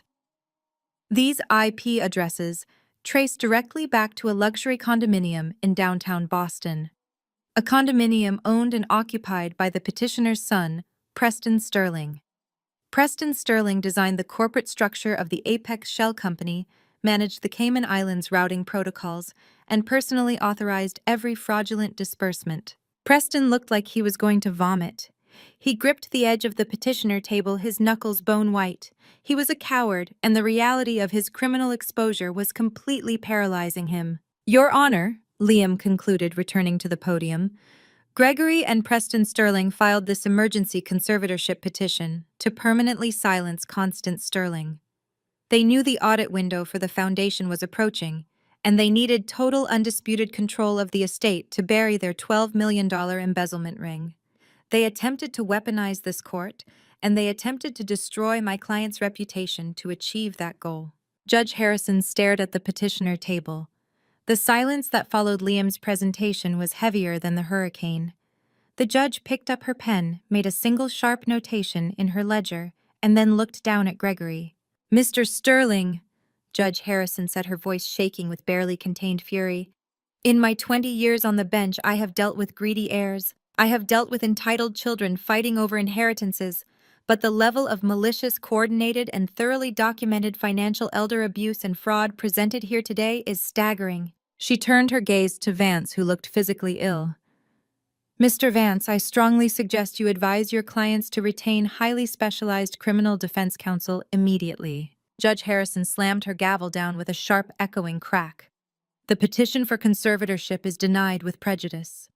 The temporary freeze on Constance Sterling's accounts is lifted permanently. Furthermore, based on the certified financial records submitted into evidence, I am immediately referring this matter to the District Attorney's Office and the Internal Revenue Service for federal investigation into wire fraud, tax evasion, and elder financial abuse. Gregory stood up, panic completely overwhelming him. Your Honor, please. You have to understand. I understand perfectly, Mr. Sterling. The judge cut him off, her tone absolutely lethal. You are dismissed. Get out of my courtroom before I hold you in contempt and have the bailiffs detain you right now. My father stood frozen for a second, the reality of his total annihilation crashing down on him. Then Barbara grabbed his arm, pulling him frantically toward the heavy wooden doors. Preston scrambled after them, nearly tripping over his own feet in his desperation to escape. They fled the courtroom, a broken, defeated, utterly ruined family. I sat at the respondent table, my heart pounding a steady, powerful rhythm. The hurricane was over. The floodwaters had receded, and I had completely, absolutely destroyed them. Liam closed his briefcase with a sharp snap.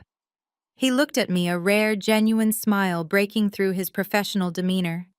We did it, Avery. Constance placed her hand over mine. It was the first physical contact she had initiated since pulling me into the armored SUV. Her grip was strong, surprisingly warm, and filled with an undeniable fierce pride. You fought well today, Avery, Constance said softly. You did not just survive the storm, you commanded it. I looked at the empty petitioner table. They had locked me out, assuming I was weak, assuming I was disposable. They had drastically underestimated the quiet daughter they had pushed aside for 33 years. I squeezed Constance's hand, feeling the solid, unyielding strength of the woman who had truly saved me. Let us go home, I said. As we walked out of the courtroom, the air felt lighter, the marble corridor stretching before me bright and clear. The battle was won. The war was over. The family I had been born into was dead to me, but the family I had chosen was standing right beside me, ready to build an empire. The fallout was instantaneous and absolute. In the days following the probate hearing, the carefully constructed facade of my family's wealthy, untouchable existence completely evaporated. Because Gregory and Preston had initiated the legal action by filing the conservatorship petition, all the subsequent rulings and submitted evidence became public record. Liam did not need to leak anything to the press. The local journalists and financial bloggers who regularly monitored the county probate dockets found the explosive ruling within 24 hours. The story hit the local news cycle like a second hurricane. The headlines were ruthless. Prominent businessman accused of siphoning millions from dying children. Sterling family matriarch foils multi-million-dollar embezzlement plot. The narrative my mother had so carefully cultivated, the tragic, resilient family victimized by a cruel daughter, was instantly, irrevocably destroyed. The first domino to fall was the fraudulent GoFundMe campaign. As soon as the judge's ruling hit the public record, dozens of furious donors reported the page to the platform's trust and safety team. The platform immediately froze the account, citing a violation of their terms of service regarding deceptive fundraising. The $80,000 they had raised was seized and automatically refunded to the donors. Barbara's primary vehicle for public sympathy was shut down, leaving them without the emergency cash they desperately needed to stabilize their ruined beach house. The social ostracization was brutal and swift. My parents had spent their entire lives cultivating relationships based on proximity to power and wealth. Now they were radioactive. The elite country club where Gregory spent his weekends quietly suspended his membership pending the outcome of the federal investigation. Barbara's charity boards and social committees purged her from their rosters, unwilling to be associated with a woman implicated in stealing from a pediatric oncology fund.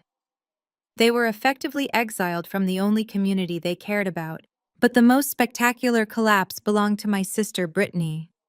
Brittany had spent the last 2 years planning a lavish $250,000 destination wedding in Lake Como.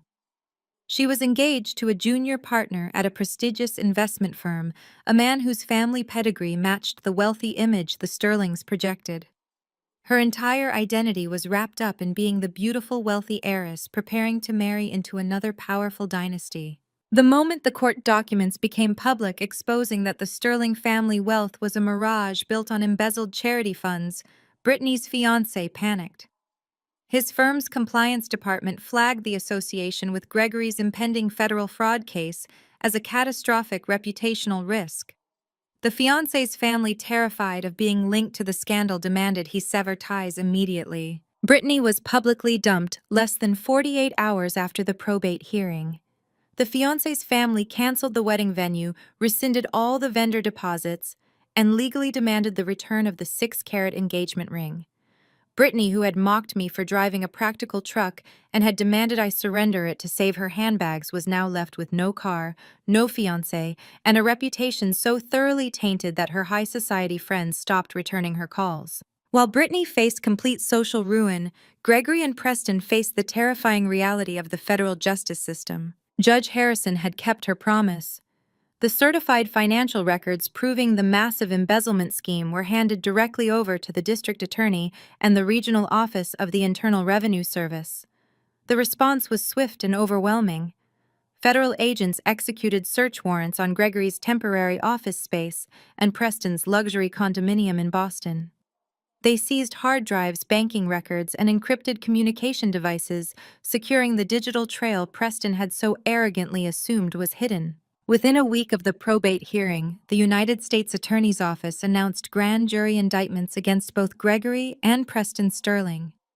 They were charged with multiple counts of wire fraud conspiracy to commit wire fraud, money laundering, and tax evasion. The sheer volume of the stolen funds, $12 million siphoned over 5 years, elevated the charges to a level that carried the potential for decades in federal prison. Because the stolen funds had been used to purchase their primary assets, the federal government moved immediately to secure those assets for forfeiture.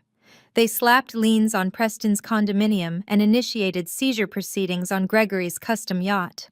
The final crushing blow came from the bank holding the mortgage on the ruined beachfront estate. Gregory had stopped paying flood insurance on the ground floor to free up cash for more immediate luxuries, assuming the ocean would never breach the seawall. When the hurricane struck, the storm surge destroyed over $3 million in uninsured renovations and vehicles. With Constance having permanently severed their access to the family trust and the GoFundMe shut down, Gregory had absolutely no liquid capital left to service the massive multi-million-dollar mortgage on the property. The bank, already jittery due to the public fraud indictments, did not offer forbearance. They did not negotiate. The moment Gregory missed his first payment, the bank accelerated the foreclosure process, citing the massive uninsured damage to the property as a breach of the mortgage covenant. My parents were formally evicted from the ruined mansion. They were forced to pack whatever belongings they could salvage from the undamaged second floor and vacate the premises. The house they had prioritized over my life, the fortress where they had locked me out to die, was repossessed by the bank, destined to be sold at a fraction of its value to a developer willing to gut the mold-infested structure. They had lost the money, they had lost the social standing, and they had lost the house. They were completely, absolutely destitute, facing federal prison sentences with no high-priced legal team to defend them, as they could no longer afford the retainers. I watched this spectacular downfall from the quiet safety of Constance's inland estate. I did not gloat. I did not post triumphant messages on social media. I simply watched the inevitable mathematical consequence of their own actions play out in real time. Liam kept me updated on the legal filings and the foreclosure proceedings, treating the destruction of my family's empire as a routine corporate liquidation. They are out of moves, Liam said one afternoon, reviewing a summary of the federal indictments. Their assets are seized or foreclosed, their credit is destroyed, and the public defender's office is currently handling Gregory's arraignment. What about Preston? I asked, looking at the spreadsheet of seized assets. Preston attempted to flee, Constance remarked, walking into the library with a thin, satisfied smile. He tried to board a flight to Dubai using a secondary passport he purchased years ago. Federal agents apprehended him at Logan Airport. He is currently sitting in a holding cell being denied bail because he is now a documented flight risk. The image of my arrogant, entitled brother sitting in a federal holding cell felt surreal. He had spent his entire life coasting on the belief that the Sterling name provided absolute immunity. He was currently learning a very harsh lesson about federal jurisdiction. And Gregory and Barbara? I asked, turning back to Liam. They are currently residing in an extended stay motel near the industrial park, Liam replied, his tone clinical. It is the only accommodation they could secure without a credit check or a significant security deposit. An extended stay motel. The people who had sneered at my practical apartment, who had demanded I learn respect while sipping wine behind reinforced glass, were now living in a single room off the interstate. The karmic balance was absolute. But I knew my parents. I knew their pathology. They did not possess the capacity for self-reflection, and they were incapable of accepting defeat gracefully. They were cornered animals stripped of their power and their wealth, and they were desperate. I knew they would try one final desperate maneuver to save themselves. I just didn't know when they would strike. I got my answer the following Tuesday. I was at my private consulting office downtown, having fully resumed my professional duties. The administrative leave had been instantly lifted the moment the court documents clearing my name became public. My managing director had actually called to apologize, offering a substantial bonus to ensure I remained with the firm. I had accepted the apology and the bonus, returning to work with a renewed sense of focus. My assistant buzzed my intercom, her voice tight with tension. Avery, I am so sorry to interrupt. There are 2 people in the lobby demanding to see you. They do not have an appointment, and they are becoming highly agitated. They say they are your parents. The adrenaline spiked instantly, but the fear was completely absent. They had driven to my office. They had bypassed the secure lobby of the building by tailgating an employee, and they were now standing outside my suite demanding an audience. Send them in, I instructed my assistant, my voice cold and steady, and have building security stand by outside the door. I stood up, smoothing my blazer, and walked around my desk to face the door. The final confrontation was here. They had nothing left to lose, but I had everything left to protect, and I was going to make sure they never forgot who held the power now. The heavy glass door of my office swung open. My assistant stepped aside, keeping a firm grip on the door handle as my parents walked into the room. The sheer physical transformation they had undergone in just a few short weeks was absolutely staggering. The polished, arrogant billionaires who had mocked me from behind reinforced hurricane glass were completely gone. In their place stood 2 exhausted, desperate people who looked like they had aged a decade overnight. Gregory wore a faded navy suit that hung awkwardly on his thinning frame. The fabric was cheap and unpressed, a massive downgrade from the bespoke Italian tailoring he usually demanded. His face was hollow, covered in gray stubble, and his hands trembled slightly as he clutched a battered manila folder.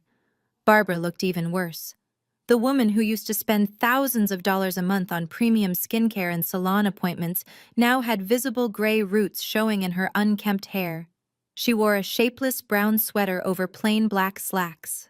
The faint smell of stale motel air conditioning clung to their clothes, completely replacing the expensive signature perfumes they used to wear. I did not offer them a seat. I stood behind my massive mahogany desk, my posture perfectly straight, projecting the absolute authority of a woman who completely owned her space. My office was a testament to the life I had built entirely on my own. Floor-to-ceiling windows offered a commanding view of the city skyline. The leather furniture, the modern art on the walls, the pristine organization of my workspace. It all screamed success, stability, and power. Gregory tried to take control of the dynamic immediately. He stepped forward and reached for one of the leather guest chairs opposite my desk. "Do not sit down," I commanded. My voice was low, sharp, and completely devoid of warmth. "You are not guests here. You are trespassing. State your business and get out." Gregory froze, his hand hovering over the back of the chair. He swallowed hard, exchanging a panicked look with Barbara. They were not used to me speaking to them this way. They were used to the quiet, obedient daughter who absorbed their abuse without a single word of protest. "Avery, please," Barbara began, her voice cracking as she took a tentative step toward my desk. She clasped her hands together in front of her chest, projecting an image of maternal desperation. "We know you are angry. We know we have made some terrible mistakes, but we are in a completely impossible situation right now. We have lost everything: our home, our savings, our friends. We are living in a single room with a broken air conditioner. It is a nightmare." I stared at her, my expression completely blank. I let the silence stretch out, forcing her to sit in the unbearable awkwardness of her own making. Narcissists absolutely hate silence. It forces them to keep talking, to keep filling the void until they eventually expose their true intentions. When I did not offer any sympathy, Gregory stepped in, attempting to salvage the pitch. "Avery, the federal prosecutors are being completely unreasonable. They have frozen every single asset we have ever touched. They are trying to pin Preston's entire offshore operation on me. The public defender they assigned to my case is a joke. He wants me to take a plea deal that includes 10 years in a federal penitentiary. 10 years, Avery. I will die in prison." He paused, waiting for me to gasp or offer comfort. I simply raised one eyebrow, waiting for the inevitable demand. "We need a real defense team." Gregory continued, his voice growing more frantic as he realized I was not going to help him along. "We have spoken to a top-tier white-collar criminal defense firm downtown. They reviewed the indictment and they believe they can negotiate the charges down, maybe keep me out of prison entirely. But they will not even look at the files until we pay a massive retainer. They want $250,000 up front." Barbara took another step closer, tears welling up in her eyes. Real, genuine tears born of absolute self-pity. "Avery, we do not have a single dime left. The bank took the cars. The state seized the remaining jewelry. Your grandmother refuses to take our calls, and Liam threatened to have us arrested for harassment if we show up at the estate again. Brittany's fiancé left her, and Preston is sitting in a holding cell. We have nobody else to turn to." I looked at the two of them, marveling at the sheer, unadulterated audacity required to stand in my office and make this request. "So you came to me," I stated, my voice echoing slightly in the large room. "You bypassed security, invaded my place of business, and interrupted my workday to ask me for $250,000. It is not a gift," Gregory said, quickly opening his battered manila folder. "It is a loan, a strict business arrangement. I have drawn up a promissory note. As soon as the misunderstanding with Constance is cleared up and the assets are unfrozen, we will pay you back with interest. You have a highly successful firm now, Avery. Your grandmother made sure you are financially secure. $250,000 is nothing to you now.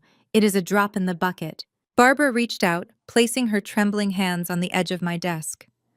"Family helps family, Avery. Please. You are our daughter. I gave you life. We raised you. We provided for you for 18 years.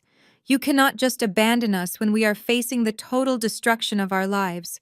We are begging you. Please have some mercy." I looked at my mother's tear-stained face, then at my father's desperate, pleading eyes. They were invoking the sacred bond of family to extort money from the very daughter they had tried to destroy.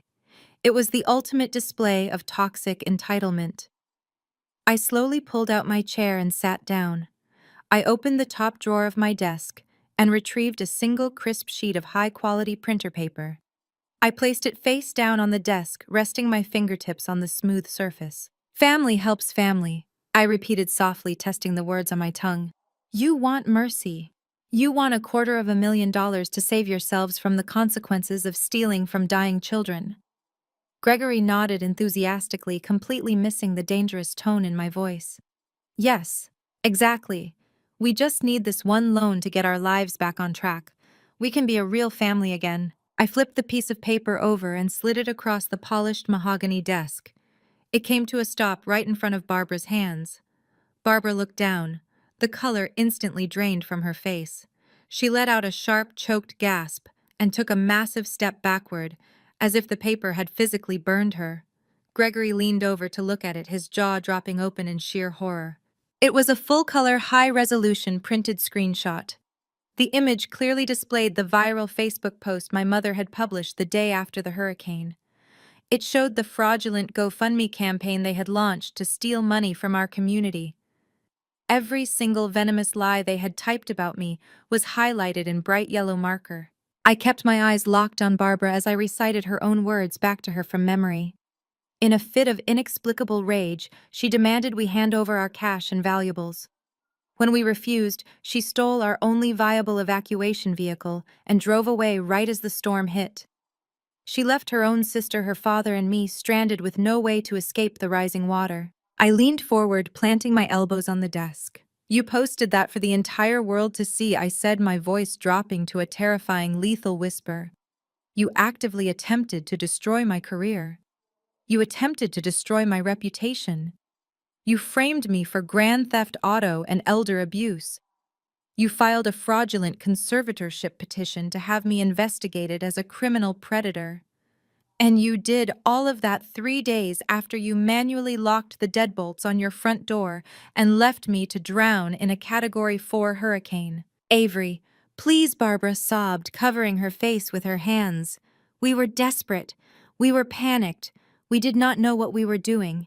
"You knew exactly what you were doing," I countered, cutting through her pathetic excuses. "You wanted to bury me to protect your stolen wealth. But you failed. You lost the money. You lost the house. You lost your social standing. And now you are going to lose your freedom." Gregory slammed his fist on the desk, his true violent nature finally breaking through the pathetic victim facade. "You owe us. I am your father. You have millions of dollars sitting in your accounts right now because of my mother. You will write that check, Avery. You will not let your own parents rot in a federal prison." I stood up, towering over him from my side of the desk. I pressed a button on my intercom system. "Security," I said clearly. "Send the team to my suite immediately. I have 2 hostile trespassers who need to be removed from the premises." Barbara let out a hysterical wail. "Avery, no! You cannot do this! We have nothing! We have nowhere to go! You are sentencing us to death! Please have some respect for your mother." I looked Barbara dead in the eyes. I remembered the freezing ocean water rising to my chest. I remembered the terrifying darkness of the storm. I remembered the cold, triumphant sneer on her face as she pressed the button to lower the heavy steel storm shutters. "Learn some respect," I said calmly. The glass doors to my suite burst open. 3 massive building security guards marched into the office. They did not treat Gregory and Barbara like wealthy, important VIPs. They treated them like the desperate vagrants they had become. The guards grabbed my father by the arms, dragging him backward as he shouted incoherent threats. Another guard took Barbara by the shoulders, steering her firmly toward the exit while she wept uncontrollably. I stood silently behind my desk and watched them being physically hauled out of my office. They stumbled through the lobby, causing a massive scene as my employees stared at the commotion. The heavy glass doors swung shut behind them, sealing them outside in the hallway. The office fell completely silent. The scent of cheap motel soap lingered in the air for a brief second before the expensive ventilation system swept it away. I picked up the printed screenshot of their Facebook post, folded it neatly in half, and dropped it into the shredder next to my desk. The machine whirred to life, chewing the paper into tiny, unrecognizable pieces. I smoothed the front of my blazer, took a deep, cleansing breath, and sat back down in my leather chair. The final ghosts of my past had been completely eradicated. I turned my attention back to my computer monitor, ready to conquer the rest of the day. 1 year had passed since the hurricane tore through the coast and washed away the rotting foundation of my family. I stood in front of the floor-to-ceiling mirror in the master suite of Constance's estate, adjusting the delicate diamond clasp of my evening gown. It was a custom piece, dark emerald green silk that moved like water. The woman looking back at me was completely unrecognizable from the soaking, terrified girl who had clung to a concrete pillar, begging her parents for her life. That girl had been a victim of circumstance, trapped by biological obligation. The woman standing here tonight was an architect of her own destiny. Liam stepped up behind me, dressed in a sharp black tuxedo. He rested his hands lightly on my waist, his dark eyes meeting mine in the mirror. "Are you ready?" he asked, his voice low and incredibly steady. "More than ready," I replied, turning to face him. The past 12 months had been a masterclass in reconstruction. Following the absolute annihilation of Gregory and Preston in federal court, Constance had formally restructured her entire estate. I was no longer just the estranged granddaughter. I had been legally named the sole trustee and primary heir to the sterling $2 billion empire. Constance had not handed me the reins because she pitied me. She had handed them to me because I had proven in the fires of absolute crisis that I possessed the exact kind of ruthless, calculating intelligence required to protect her legacy. But I had not just protected it, I had transformed it. When the federal government seized Gregory's yacht, the beachfront property, and Preston's luxury condominium, Liam and I had initiated a complex legal maneuver to reclaim the specific funds embezzled from the Pediatric Oncology Foundation. It took months of aggressive litigation, but we succeeded. We repatriated the $12 million. But instead of simply dumping the cash back into the Foundation's general operating fund, Constance and I had decided to establish a new, highly specialized branch of her philanthropic network. We called it the Coastal Resiliency Trust. It was a foundation dedicated entirely to providing immediate, no-questions-asked emergency housing and financial assistance to families displaced by catastrophic hurricanes. The poetic justice of the initiative was not lost on anyone. My parents had locked me outside in a Category 4 storm because they valued their luxury possessions over my life.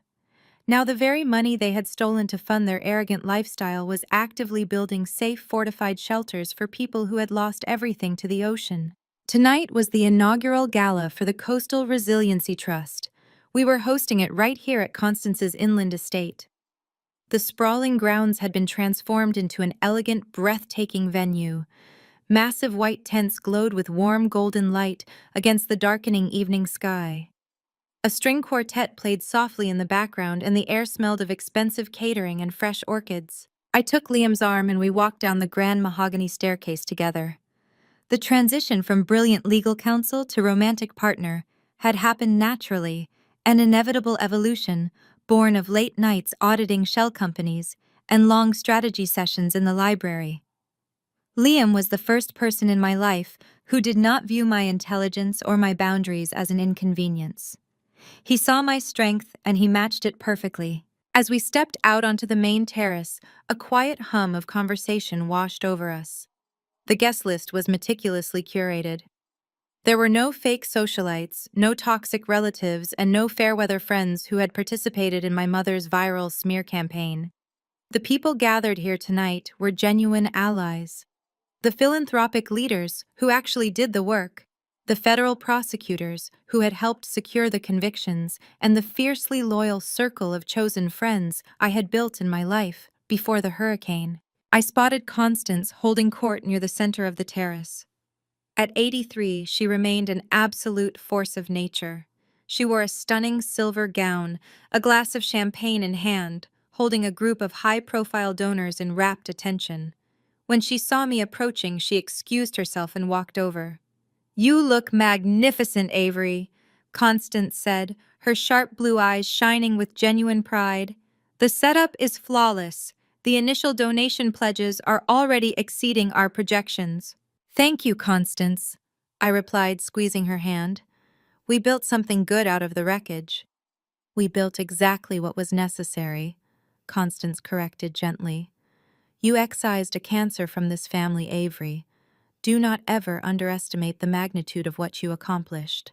The mention of the family did not trigger the old familiar pang of anxiety. The emotional severing was absolute. Gregory and Preston were currently serving the first year of their 15-year sentences in a federal penitentiary. Their appeals had been summarily denied.